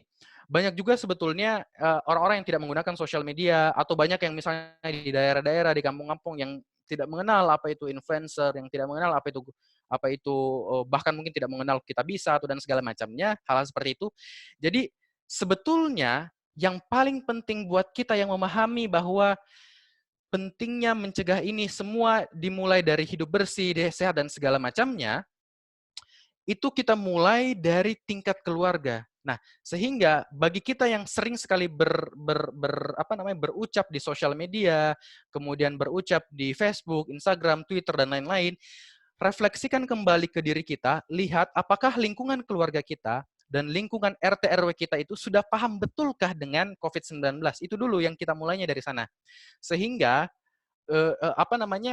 dari lingkungan terdekat, karena virus ini tidak menular lewat sosial media sebetulnya, dia menular lewat kontak fisik langsung. Jadi jangan sampai kita terlalu banyak berbicara di sosial media, sementara di lingkungan sekitar kita itu justru orang masih kontak satu sama lain, orang masih nongkrong di warung dan segala macam, atau mungkin di toko-toko atau di tempat-tempat yang tidak esensial bagi kita. Nah, itu kita mulainya dari sana. Sehingga perlu misalnya kita di level paling kecil di masyarakat yakni RT RW untuk membentuk suatu tim ya di level sana untuk bisa sama-sama mengetahui bagaimana sih penularan COVID-19 ini, bahwa dia menular dari percikan air lendir, air ludah yang keluar dari satu orang ke orang lain, dan kemudian cara pencegahannya sebetulnya yang penting hidup bersih sehat, mengurangi kontak satu sama orang lain, meningkatkan cuci tangan dan segala macam. Itu dulu yang kita mulai. Dan kemudian memisahkan orang-orang yang kelompok rentan, yakni orang di atas 60 tahun. Mungkin kita tanyakan ke diri kita pribadi. Kita tahu tidak orang di RT RW kita yang usianya lebih dari 60 tahun. Kita tahu tidak mereka yang punya diabetes mellitus. Kita tahu tidak mereka yang punya hipertensi. Kita ketahui sekarang kalau data dari Jakarta, mayoritas yang mengalami komplikasi karena COVID-19 ini adalah hipertensi. Nah, itu dulu. Jadi bergeraklah dari tingkat RT RW. Lihat siapa saja kelompok rentan yang ada di RT RW kita. Pastikan mereka tidak banyak melakukan aktivitas di luar, pun orang yang dari luar itu tidak banyak berinteraksi dengan mereka, lakukan itu selama 1 bulan, 2 bulan ke depan. Itu adalah langkah upaya terdekat people empowering ya. Jadi memberdayakan masyarakat dari lingkungan yang paling kecil yang kita miliki. Setelah dari RT RW baru kita mulai kembali lagi ke sosial media, harus A, harus B, harus C. Oh, pemerintah harus A, harus B, harus C. Nah, ini gerakan masyarakat seperti ini yang sangat penting yang kita mulai dari lingkungan terkecil kita. Kira-kira seperti itu mungkin supaya kita bisa lebih banyak sesi tanya jawabnya, dan kira-kira gitu, Dok. Ya, makasih Dr. Aksa. Boleh kita beri applause secara langsung ya. Reaction untuk Dr. Aksa. Bahwa penyampaian yang disampaikan tadi sangat komprehensif dari sisi bagaimana kita punya peran bersama, terutama di masyarakat yang majemuk ini. Dan menurutnya sudah ada beberapa pertanyaan yang muncul. Pertama mungkin dari secara offline ya. Kami sudah mencatat ada sekitar 5 penanya yang kurang lebih sudah hampir ditanyakan, mulai dari bagaimana kemampuan pemerintah dalam menghadapi kondisi ini dengan kelangkaan alat pelindung diri. Ya. Kemudian juga seperti yang tadi sudah disampaikan juga, reaksi pemerintah yang mungkin dibandingkan dengan negara-negara lain yang ketika merespon masalah di negaranya relatif rileks, malah justru di awal itu menimbulkan perluasan dari infeksi COVID itu semakin besar buat negaranya maupun juga akhirnya berdampak ke negara yang lain. Ada beberapa pertanyaan yang mungkin sifatnya pertanyaan klinis yang mungkin akan kita bisa bahas dalam sesi yang akan lebih menghadirkan ya para pakar yang terkait dengan mungkin penyakit dalam, spesialis penyakit dalam, spesialis paru, dan juga patologi klinik ketika ada pertanyaan tentang diagnostik dari virus ini sendiri.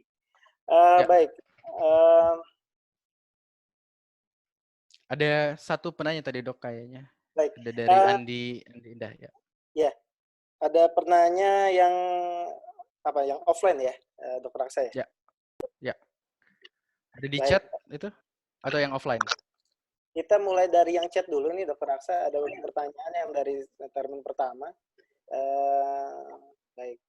Dari Pak Hartowaluyo tentang stigma. Nah, yang sedang beberapa hari terakhir muncul, terutama di TV juga, di Indonesian Lawyers Club kemarin malam, tentang stigma petugas medis yang bertugas di lapangan kemudian kembali ke masyarakat, malah justru masyarakat misunderstanding ya, tidak memahami bahwa perjuangan dia di lapangan itu dimaknai dia harus bisa diterima di masyarakat.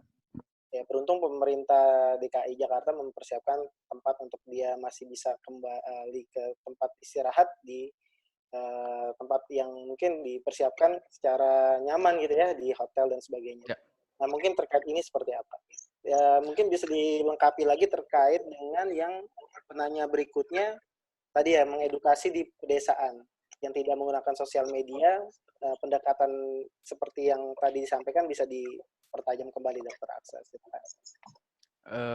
Baik, terima kasih Dr. Rufo. Mungkin saya ingin menjawab yang untuk bagaimana mengedukasi masyarakat yang ada di daerah. Sebelum saya masuk menjawab pertanyaan itu, saya ingin menekankan ulang, memberikan urgensi yang sangat besar ke kita semua. Orang-orang ini, ribuan orang dari Jakarta itu, sebentar lagi akan Ramadan, mereka akan ke daerah. Setahu saya beberapa hari terakhir itu sudah ada kurang lebih pemerintah pusat untuk bagaimana menyiapkan dinas kesehatan di daerah dan puskesmas ada di daerah itu tanda kutip siap menampung orang-orang yang kemudian berisiko datang. Ibaratnya kita kayak, oh tidak, orang-orang ini datang ke daerah kita. Nah, ini menjadi sangat penting. Jadi seharusnya sekarang sebelum orang-orang mobilisasi secara massal itu terjadi, apabila Jakarta tidak ada karantina, mobilisasi dengan sangat besar ini masuk ke daerah, di daerah harus sudah siap. Itu urgensi, mohon untuk kita bisa kuatkan di daerah kita itu. Nah, bagaimana kita bisa menguatkan di daerah?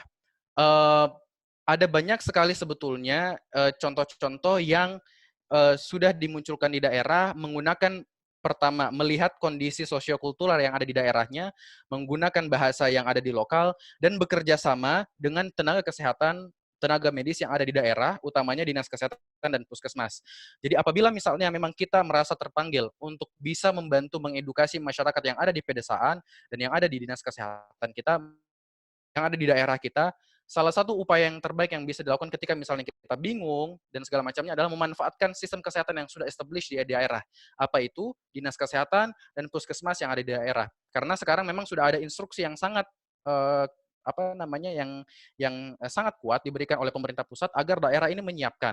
Jangan sampai ketika orang-orang yang kemudian bermigrasi dari Jakarta ke daerah secara berbondong-bondong, utamanya ketika mau masuk Ramadan ini, di daerah itu udah siap. Jadi kuatkan itu, gunakan dengan bahasa-bahasa daerah.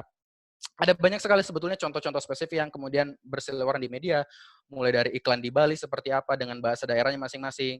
Ada juga yang membuat guideline kira-kira kalau misalnya kita bergejala harus kemana dengan bahasa daerahnya segala macamnya. Nah itu. Nah yang paling penting sebetulnya adalah kalau misalnya sudah membuat seperti itu, tidak hanya mempostnya di sosial media, tetapi betul-betul mengedarkannya satu persatu ke masyarakat masing-masing dan libatkan pemimpin di daerahnya. Nah, ini yang apa namanya? Cuman yang paling penting yang paling penting memang kalau di daerah itu memegang dua itu. Memegang satu, memegang pemimpin daerahnya. Yang kedua adalah memegang dinas kesehatan, sistem kesehatan yang di daerahnya. Dua ini yang bisa menjadi tempat koordinasi kita di daerah. Setelah itu nantinya kalau dari pemimpin daerah ini, dari bupati, dari wali kota, dia akan turun masuk ke kecamatan, turun masuk ke lurah, instruksinya akan turun masuk ke RT RW. Di saat yang sama, Dinas Kesehatan dan Puskesmas itu menyiapkan berbagai macam upaya promosi, poster, flyer, bentuk edukasi, masuk ke masjid-masjid dan segala macam. Dan ini diharapkan bisa ketemu nanti. Diharapkan bisa ketemu di daerah hal ini. Semoga itu bisa menjawab. Jadi kita mulai dari sana. Tapi apabila misalnya kita tidak bisa masuk ke sistem, jauh sekali pemimpin daerah, tidak bisa digapai, itu kurang visible. Mulailah dari lingkungan sekitar kita. Kalau kita yang tinggal di kota, punya keluarga di kampung, coba telepon. Saya telepon orang tua sendiri, berusaha meyakinkan untuk tidak ke kantor, itu susah sekali. Susah sekali. Berusaha untuk meyakinkan orang tua sendiri, bagaimana penyakitnya, itu dulu yang kita mulai. Nah, kalau kita sudah bisa meyakinkan keluarga sendiri, baru kita masuk ke lingkaran masyarakat yang lebih luas, masuk ke RT, RW, berikutnya masuk ke lurah dan segala macam. Sambil kita menunggu memang apabila dari sisi dari pemimpin itu memang menerapkan karantina atau kita pembatasan. Nah, beberapa sebetulnya pemerintah daerah itu yang dikritisi. Misalnya kemarin ada info tentang Tegal di lockdown ya, Dok, di Indonesia. Itu dikritisi banyak orang karena agresif, tapi bagaimana dengan ketersediaan pangan di kota itu? Bagaimana dengan ketersediaan sumber daya makanan, air minum dan segala macam ke kota itu. Jadi memang ini agak-agak sulit. Di level RT RW kita bisa menganalisis itu. Jadi saya tadi bilang, kita tahu belum di RT RW kita siapa yang usianya di atas 60 tahun. Berikutnya, di RT RW kita sudah tahu belum sebetulnya kalau misalnya butuh makan, nanti carinya ke toko yang mana. Nah, hal-hal yang seperti ini yang perlu kita siapkan di lingkungan terkecil kita. Nah, semoga karena kita ada di forum ini bersama-sama, semoga kita menjadi orang yang tercerdaskan tentang hal itu dan kita bisa memulainya dari lingkungan terkecil kita. Kira-kira begitu, Dok. Luar biasa, Dr. Aksa. Ini ada sedikit tanggapan menarik dari peserta hadirin, kebetulan dari Dr. Berlian Idris. Kami berikan kesempatan waktunya, Dr. Berlian, untuk memberikan insight-nya. Silakan, Dr. Berlian. Assalamualaikum warahmatullahi wabarakatuh. Waalaikumsalam warahmatullahi wabarakatuh. Wajah saya kelihatan nggak? Kelihatan. Cerah, Dokter. Aksa, kabar Aksa? Ya Allah. Baik, alhamdulillah. Aksa itu kuliah di My Dream School ya. Jadi alhamdulillah banget. Saya melihatnya begini, kita sebenarnya sudah harus bicara bahwa pemerintah kita itu gagal. Dari mulai pemerintah itu bukan hanya tidak siap, tapi mengecilkan potensi masalah saat belum ada kasus. Kemudian menutupi kasus. Saat ini pun setiap ada langkah yang secara public health itu bisa diterima dan bagus yang dilakukan oleh pemerintah DKI Jakarta misalnya, itu diblok dan dibatalkan. Nah, jadi saya melihat pemerintah ini tidak bisa diharapkan gagal. Jadi bagus banget tadi Aksa bilang kita harus melakukan langkah dari lingkungan terkecil kita, dari RT. Ya. Kalau teman-teman sekalian mengikuti Twitter saya dari 15 Maret itu sudah bilang bahwa ini bakal besar. Waktu itu saya rapat bareng Kadinkes Provinsi Banten. Ini Zoom nggak disadap sama justru di publikasi luas. Nggak apa-apa, kan demokrasi, Dok. Tapi ini udah maklum lah, udah rahasia umum. Itu Kadinkes Banten bilang bahwa gawat lah situasinya. Kita bukan hanya tidak siap, tapi juga langkah kita tuh yang dia maksud itu langkah pemerintah daerah ya, itu dibatasi oleh pemerintah pusat. Tapi sudahlah ya, nasi sudah jadi bubur, ini udah 1 April, kita harus lakukan yang bisa kita lakukan. Untuk langkah-langkah personal hygiene itu tentu kita lakukan. Kemudian bersama dengan RT, RW juga untuk saya melihatnya mitigasi dampak sosial. Saya menulis itu di Twitter saya bahwa kalau ini berlanjut akan ada social unrest yang masif menurut saya. Dan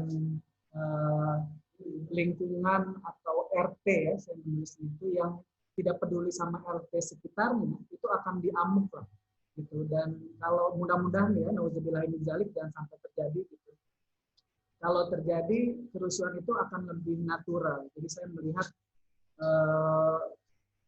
orang mohon maaf bahasa saya ya, muslim yang jahat itu akan diamuk oleh sesama muslim juga. Yang muslim yang ini yang menderita yang tidak punya apa-apa begitu. Sedangkan Tionghoa non-muslim, dia akan dianggap saudara dan dilindungi sepanjang dia baik oleh sesama muslim. Kemudian kita harus mulai membahas, menurut saya, mohon maaf, karena saya orangnya memang mungkin setelannya politis sekali gitu ya. Kalau mengikuti berita juga di Indonesia, itu Tinggal Parbukti, itu saya kenal dia secara pribadi. Ya. Dia memasukkan gugatan class action ke pengadilan negeri terhadap kelalaian, jadi menggugat Jokowi atas kelalaiannya gitu, dalam menangani COVID ini. Itu tadinya ditawarkan ke saya itu untuk memasukkan gugatan, tapi saya tanya kiri kanan, saya juga lempar di Twitter saya, kebanyakan atau sebagian besar tidak mendukung kalau dokter terlibat secara terlalu jauh secara politis begitu. Jadi saya tidak melakukan gugatan itu. Tinggal kemudian yang maju begitu. Nah, kita harus mulai bicara ke situ, Apalagi Menteri Keuangan itu udah bilang bahwa kemungkinan ekonomi itu akan kontraksi 0,4% dan rupiah akan jatuh ke level 20.000 per dolar Amerika Serikat. Pemerintah sudah mulai membuat pandemic bond namanya untuk menopang keuangan negara yang kesulitan. Nah, saya belajar waktu saya public health itu, jadi kesehatan masyarakat itu sesungguhnya politik dia. Jadi kesehatan masyarakat itu kalau profesor saya bilang itu bukan tentang menyuruh orang untuk mencuci tangan dan menjaga kebersihan diri, tapi tentang bagaimana polisi pemerintah yang bisa memaksa orang itu cuci tangan. Ya. Kalau dia nggak cuci tangan dia dihukum, kalau dia cuci tangan dia dapat reward. Dan kalau dia mau cuci tangan, pemerintah mempermudah akses untuk cuci tangan. Itu yang kita tidak lihat sekarang. Nah itu yang kita harus individu-individu ini melindungi kita, keluarga kita, dan RT kita paling tidak. Menurut saya. Ya. Baik, Dr. Berlian sangat banyak memberikan masukan, memperkaya kita juga terkait dengan bagaimana penanggulangan di Banten ya, Dr. Berlian ya. Dan ada juga memang pertanyaan-pertanyaan yang memang dari daerah juga menanyakan, sampai dengan terakhir mungkin ada pertanyaan yang kemungkinan keputusan pemerintah ini ya 1 bulan ke depan, bagaimana dengan virus ini bisa kembali lagi seperti akhirnya mungkin mereinfeksi gitu ya. Seperti apa mungkin epidemiologi di Indonesia ini bisa memetakan masalah ini ketika sekarang ini kita juga sulit untuk bisa melihat upaya pemerintah menekan angka penyebarannya. Dan mungkin kaitannya dengan ada isu terakhir tentang herd immunity ya. Mungkin Dr. Aksa bisa menjawab. Oke, terima kasih. Suara saya terdengar ya dok ya? Oke, baik. Mungkin sebelumnya saya ingin coba menanggapi sedikit. Saya sepakat sebetulnya dengan Dr. Berlian bahwa health is a political choice. Jadi health itu adalah keputusan politis. Artinya itu bisa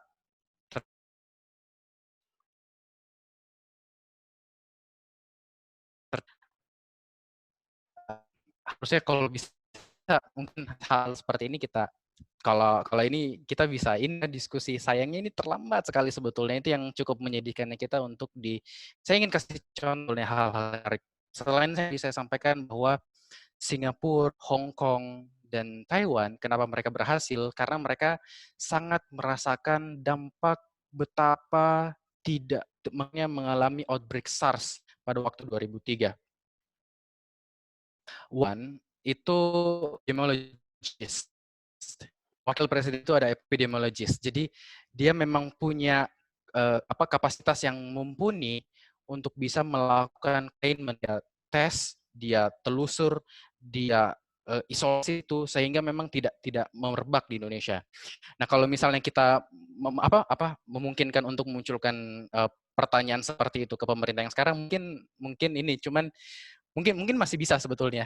Cuman yang sekarang kayaknya kelihatannya sekarang sekarang juga masih menebak-nebak kita. Jadi banyak yang bilang sekarang, oh ya udah sekarang yang penting udah keburu muncul di Jakarta, sekarang bagaimana supaya yang di Jakarta ini tetap di Jakarta, tidak semakin meluas ke daerah-daerah. Itu yang pertama, tadi tanggapan untuk Dr. Berlian. Tapi saya sangat setuju bahwa health is a political choice, ada advokasi di kesehatan itu. Nah, masuk tentang bagaimana, apakah kemungkinan terjadi reinfeksi atau serangan kedua. Jadi memang ketika misalnya kita mengalami pandemi, itu tidak selalu ketika misalnya kita sudah melewati satu serangan. Jadi ada namanya istilah serangan dalam suatu pandemi. Jadi kalau kita seperti imun. Jadi kalau kita udah terserang, imunnya belum muncul sepenuhnya, diserang kedua kalinya belum muncul sekuat itu, maka tubuhnya akan sakit. Sama dengan ini juga seperti itu. Kalau kita lihat contoh Vietnam, dia baru muncul di pertengahan Februari, dia berhasil mengontrol penambahan jumlah kasusnya itu kurang lebih ada di antara 30-40 kasus per hari. Nah, itu serangan pertamanya. Kedua, dia buka border, orang masuk, penambahannya meningkat. Karena mungkin belum terbentuk, itu tadi yang Dr. Ovo bilang, ada herd immunity yang memang belum terbentuk secara banyak di populasi, sehingga ketika misalnya datang serangan dari luar, dia kemudian menginfeksi orang-orang yang belum pernah terserang virus ini, yang sehingga belum pernah imunnya, maka muncul penambahan jumlah kasus yang baru. Jadi apabila ada yang bertanya, apakah mungkin terjadi reinfeksi? Mungkin apabila herd immunity belum sepenuhnya terjadi di seluruh populasi di Indonesia. Semoga itu bisa menjawab untuk yang masalah reinfeksi itu. Dan kemudian masuk tentang herd immunity, itu sebetulnya adalah imunitas yang kita ciptakan di tingkat populasi. Artinya, semakin banyak orang yang terinfeksi di suatu populasi atau di suatu kelompok, maka dia akan menciptakan daya tahan tubuh, sehingga kita sehingga ketika misalnya ada orang yang sakit, dia tidak bisa menginfeksi orang lain lagi. Kenapa? Karena orang sekitarnya itu sudah pernah terinfeksi sebelumnya, orang itu sudah kebal, sudah imun, jadi dia tidak akan sakit, jadi tidak akan menularkan ke tempat yang lainnya. Jadi seperti kita menggeser ayam ke dalam kurungan sebetulnya. Jadi kalau misalnya ada ada ayam-ayam yang sudah terinfeksi kurungan yang sudah kebal sebelumnya, kita geser dia ke suatu kelompok nantinya yang sudah imun sehingga dia terkunci di dalamnya. Nah, ada memang beberapa orang nanti di populasi mungkin sekitar 20% yang tidak pernah terserang dari COVID, tidak pernah terserang virus, dia akan tetap dia beresiko untuk terinfeksi, cuman karena saking banyaknya orang yang sudah imun, dia akan mengunci supaya virus itu tidak tersebar lagi lebih jauh di populasi. Kira-kira begitu, Dok. Baik, Dokter Aksa,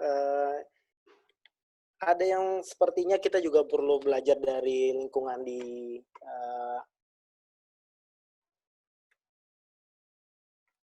mungkin yang skupnya adalah Asia Tenggara ataupun juga di sekitar daratan Asia, atau mungkin juga di Amerika, tentang bagaimana pencegahan yang lebih berkaitan dengan masyarakat ya, karena sekarang akses masker dan juga mungkin kebutuhan-kebutuhan yang seharusnya mungkin porsinya untuk tenaga kesehatan itu malah justru digunakan oleh masyarakat pada umumnya. Nah, bagaimana sebetulnya kita seharusnya memaksimalkan apakah kita bisa mengadakan dengan masker yang sifatnya lebih yang sesuai gitu ya untuk pencegahan di masyarakat tanpa mengganggu kebutuhan stok yang harusnya diberikan kepada tenaga kesehatan di rumah sakit.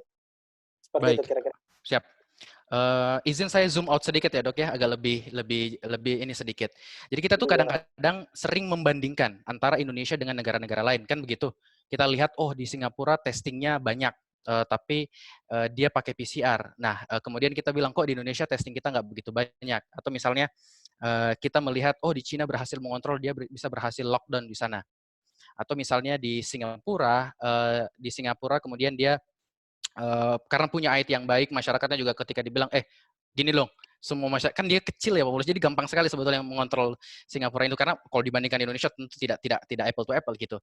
Nah, agak sulit sebetulnya ketika kita langsung mengadopsi apa yang dilakukan di luar, kemudian kita harus melakukan itu di dalam negeri. Saya melihat kalau dari sudut pandang pemerintah seperti itu mungkin. Misalnya, oke, kita boleh testing masif, tapi paling tidak kita rapid test dulu, mungkin seperti itu. Sambil misalnya pengadaan PCR dan segala macamnya itu dikuatkan. Yang penting ada dulu lah tesnya. Karena meskipun misalnya sensitivitasnya kurang, paling tidak mampu bisa catch lah.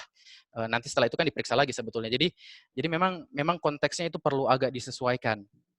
Nah, sampai sekarang ini kita masih mempelajari, agak sulit mencari suatu negara yang dia itu punya karakteristik mirip secara sosiokultural mirip dengan Indonesia. Artinya apa? Sama-sama majemuk dan memiliki kapasitas ekonomi yang sama antara negara ini dengan negara Indonesia. Agak sulit kita mencarinya. Sehingga kalau tadi Dr. Ufo bilang, mungkin tidak masker itu dipakai, masker sebetulnya sementara beberapa justru dipakai di negara-negara yang cukup maju, Ceko misalnya, kemudian negara berikutnya adalah di Hong Kong misalnya, itu semuanya pakai masker. Nah, bagaimana dengan Indonesia? Kita bisa menerapkan itu asalkan kita harus betul-betul mengedukasi ke masyarakat misalnya, dan sebetulnya gini, di WHO itu tidak mengatakan bahwa masker kain itu, karena kita kan kekurangan masker bedah, di WHO nggak bilang bahwa masker kain itu diperbolehkan untuk dipakai. Itu hanya dipakai ketika memang kita sangat kekurangan. Jadi tidak ada guideline, oh semua masyarakat harus pakai itu. Ini hanya inisiatif masyarakat sebetulnya, dan terbukti di beberapa tempat itu tercapai. Nah, bagaimana dengan Indonesia? Mungkin ini bisa dilakukan. Mungkin. Jadi studinya belum ada, tapi mungkin ini bisa dipakai. Tidak 100% bisa memproteksi. Dari berbagai literatur itu hanya 50% dapat memproteksi seseorang dari risiko tertularnya COVID-19. Tetapi mungkin apabila itu dilakukan secara masif, bisa dapat membantu penurunan. Nah, akan tetapi harus betul-betul diedukasi masyarakat bahwa jangan sampai bahwa masker itu, masker kain, itu harus dijaga tetap kering, ketika setelah dipakai harus dicuci, karena salah satu keunggulan masker sebetulnya adalah sifat waterproof-nya itu. Karena kita tahu yang masuk kan droplet sebetulnya. Nah, masker kain ini ketika dia sudah moisture, dia sudah kena air, sudah lembab, justru itu malah berbahaya karena ibaratnya kita kayak nempelin droplet ke masker kita gitu. Jadi kita kemana-mana ntar droplet gitu di depan ini kita. Nah, itu yang berbahaya. Jadi boleh kita menggunakan itu, tapi kita harus betul-betul mengedukasi masyarakat kita. Dan kalau ditanyakan apakah itu akan efektif, apakah hasilnya akan sama dengan Hong Kong, apakah hasilnya akan sama dengan Ceko, wallahu alam, itu belum tahu. Tapi karena belum ada studi yang membuktikan itu, tetapi mungkin itu bisa menjadi suatu pilihan. Kira-kira gitu, Dok. Baik, ini juga ada insight juga, prinsipnya dari masker yang diberikan gambaran dari Dr. Aksa tadi bisa memberikan proteksi ya, walaupun secara persentase mungkin tidak sampai dengan 90% ke atas yang diharapkan, memang bisa memproteksi secara efektif gitu ya. Beberapa pertanyaan lainnya, ada pertanyaan yang sifatnya lebih ke arah klinis. Kami bukan dalam arti di sini tidak ingin membahasnya dalam pertemuan yang pada malam hari ini gitu ya. Tapi insya Allah kita akan adakan pertemuan yang mungkin akan menghadirkan pakar terkait dengan merespon pertanyaan yang mungkin ada dihadapi oleh para sejawat lainnya, mungkin di IGD yang beberapa kasus terkait dengan penyakit-penyakit yang menyertai gitu ya. Ya, insya Allah kita akan fasilitasi mungkin sementara nanti dengan melalui email atau WhatsApp Japri gitu ya, yang kita nanti bisa lanjutkan. Mungkin yang menjelang di akhir sesi kita pada malam hari ini, Dr. Aksa bisa memberikan semacam closing terkait dengan perkiraan atau prediksi kembali ya, dengan melihat adanya keluar paket kebijakan dari pemerintah terkait dengan Perpu Kepres yang kemudian juga diteken di hari ini juga ya, dengan ketersediaan anggaran APBN yang kemudian ini juga sekaligus menjawab beberapa pertanyaan agar kita bisa mampu mereduksi dan bagaimana mungkin komitmen juga pro kami sebagai bagian dari masyarakat. Mungkin dalam pertemuan berikutnya kita akan mengulas atau juga bisa memperkaya media edukasi gitu ya, yang mungkin bisa di-share secara online atau mungkin dicetak dan sebagainya sebagai buku panduan, sebagai bahan sosialisasi ke masyarakat. Sehingga nanti Dr. Aksa dalam pembahasan ini mungkin kita tidak selesai ya, dan justru makin luas kita bisa adakan di sesi berikutnya, bisa jadi per daerah gitu nanti akan melaporkan seperti tadi disampaikan oleh Dr. Lian bagaimana Banten, mungkin juga tadi ada beberapa pertanyaan dari Padang, ada juga dari Surabaya, Aceh dan lainnya. Dr. Aksa mohon kami diberikan simpulan yang bisa menggambarkan kondisi terkini gitu ya, dan Baik. prediksi 1 pekan atau sampai dengan Ramadan gitu ya. Baik. Kelihatan banyak sekali peserta mendapatkan itu. Terima Siap. kasih. Minta tolong untuk host mungkin ditayangkan slide tadi. Saya punya ada satu slide terakhir, slide ke-28. Dari host, tolong ke slide ke-28.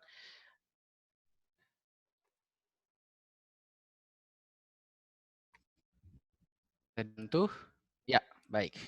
Sih sedang loading tampaknya. Kita ya.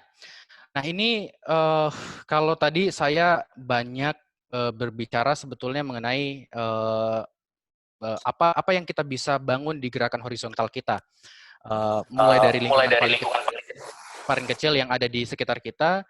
Nah sebetulnya gerakan lingkungan yang ada di lingkungan paling kecil itu kita bisa pakai untuk sebagai suatu bahan untuk advokasi kebijakan, tapi memang kita perlu berpikir ekstra lebih untuk itu. Artinya begini, ketika misalnya kita ingin melakukan pendesakan kepada pemerintah misalnya ya, contohnya misalnya seperti itu, bahwa karantina sangat penting, physical distancing itu butuh untuk diwajibkan, maka mungkin kita harus memulai dari merefleksikan lingkungan sekitar kita, bagi seberapa banyak batas-batas, seberapa luas batas-batas yang perlu dimulai.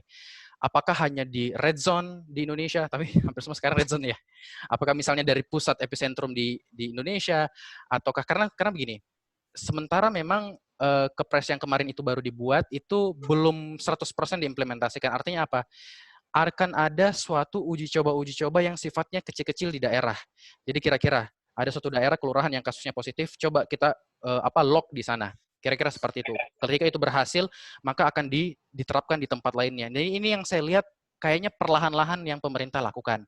Namun, ketika misalnya kita ingin memasifkan gerakan ini, pokoknya physical distancing secara ketat ke semua tempat, khususnya di daerah yang pusat epicentrumnya besar, epicentrum wabahnya besar, maka kalau boleh, kita juga memikirkan kesiapan daerah tersebut. Artinya karena kita juga akan menjadi bagian. Contoh misalnya rumah kita, kelurahan kita.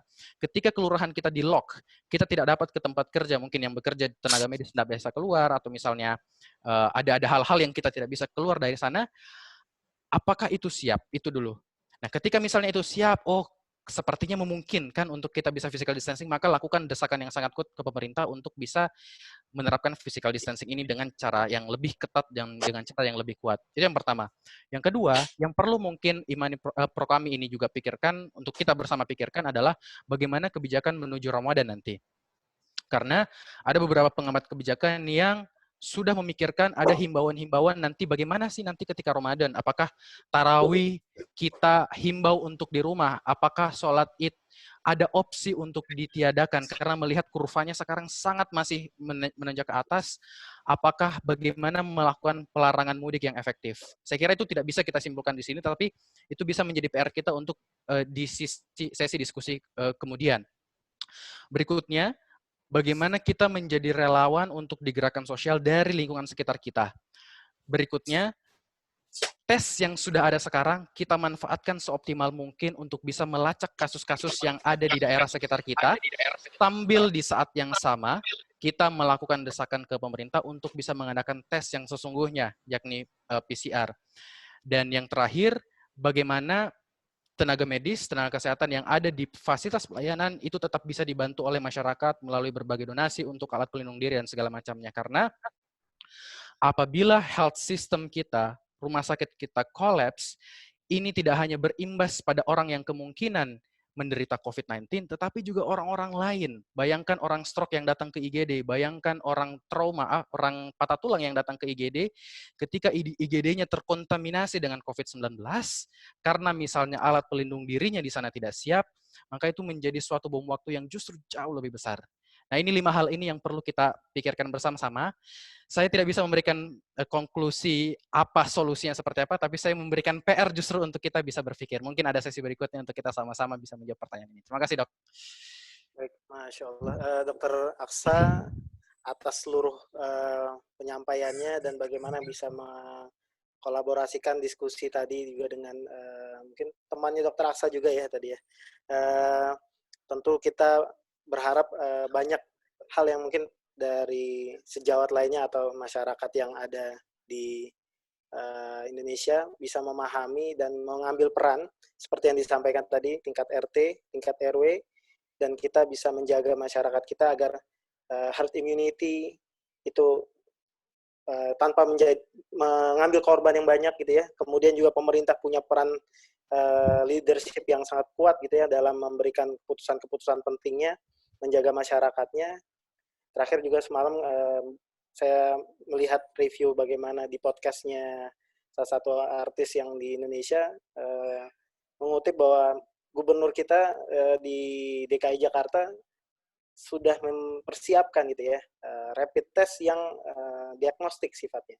Rapid test ini juga bukan hanya kecepatan waktu tapi juga cakupan wilayah. Ya mungkin tadi gambaran di Wuhan, Korea dan sebagainya yang sangat cepat untuk bisa melakukan cakupan diagnostik di satu wilayah sehingga kalau ada data yang sangat besar positif segera ada karantina wilayah.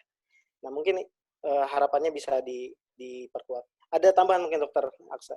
Iya, saya lupa tadi kan waktu di slide ketiga di awal saya katakan bahwa Allah tidak akan memberikan suatu cobaan selain karena Allah itu cinta kepada umatnya. Nah, semoga ini bisa menjadi suatu ladang untuk kita bersama. Kita tahu populasi ini sebetulnya, penyakit ini mengingatkan kita banyak sekali hal-hal basic. Mengingatkan ke orang tua, karena orang populasi yang rentan, ya toh, mengingatkan ke kebersihan. Itu hal yang basic sebetulnya. Mengingatkan cuci tangan, mengingatkan bagaimana memimpin masyarakat, mengingatkan bagaimana menggerakkan masyarakat. Itu hal, semua sebetulnya hal yang basic. Tidak ada sebetulnya hal yang baru yang sangat spesial dari pandemi ini. Maksudnya kayak apa obat tertentu atau risiko tertentu. Tidak, semuanya hal basic. Semoga setelah ini kita punya banyak hikmah dan jadikan pandemi ini sebagai ladang amal untuk kita bisa meningkatkan ketakwaan dan bisa beramal kebaikan di dunia. Terima kasih. Amin ya rabbal alamin. Baik Dr. Aksa dan seluruh hadirin yang semoga Allah memberikan keselamatan dan perlindungan pada kita semua. Mungkin nanti ada yang juga berkenan diskusi lebih lanjut bisa melihat YouTube dari Imani Pro kami dan juga follow Instagram. Tentu kami juga ingin menyampaikan ada donasi APD untuk tenaga kesehatan yang digambarkan di layar para partisipan semua. Kami juga sudah mulai menyalurkan ke rumah sakit yang dalam kebutuhannya belum bisa dipenuhi, jadi kami berusaha untuk bisa membantu. Kemudian juga ada buku saku ya, buku saku atau panduan yang bisa digunakan untuk para tenaga medis ataupun juga masyarakat umum yang bisa disampaikan kepada RT, RW di sekitarnya. Mungkin mengadakan semacam pengingat bahwa kita harus tadi ya personal hygiene dan sebagainya. Ya, ini kemudian kita bisa saling mengingatkan. Dan insya Allah dalam pertemuan berikutnya nanti akan ada informasi lebih lanjut. Mudah-mudahan kami bisa mempersiapkan bahan dan juga waktu bersama saudara-saudara sekalian ya, untuk mungkin juga bisa jadi di antara saudara-saudara sekalian, para sejawat ataupun masyarakat bisa berbagi juga sebagai narasumber, narahubung informasi kegiatan, program dan yang bisa direplikasi, diwujudkan di masyarakat-masyarakat yang mungkin belum bisa mengakses informasi ini. Akhir kata dari kami, mohon maaf apabila ada tutur kata yang kurang berkenan, belum memenuhi semua kebutuhan dari teman-teman sekalian, sejawat, para partisipan. Kita cukupkan pertemuan hari ini dengan bacaan hamdalah, alhamdulillahirabbil alamin, dan juga doa penutup majelis. Subhanakallahumma wa bihamdika, asyhadu an la ilaha illa anta, astaghfiruka wa atubu ilaik. Assalamualaikum warahmatullahi wabarakatuh. Assalamualaikum warahmatullahi wabarakatuh.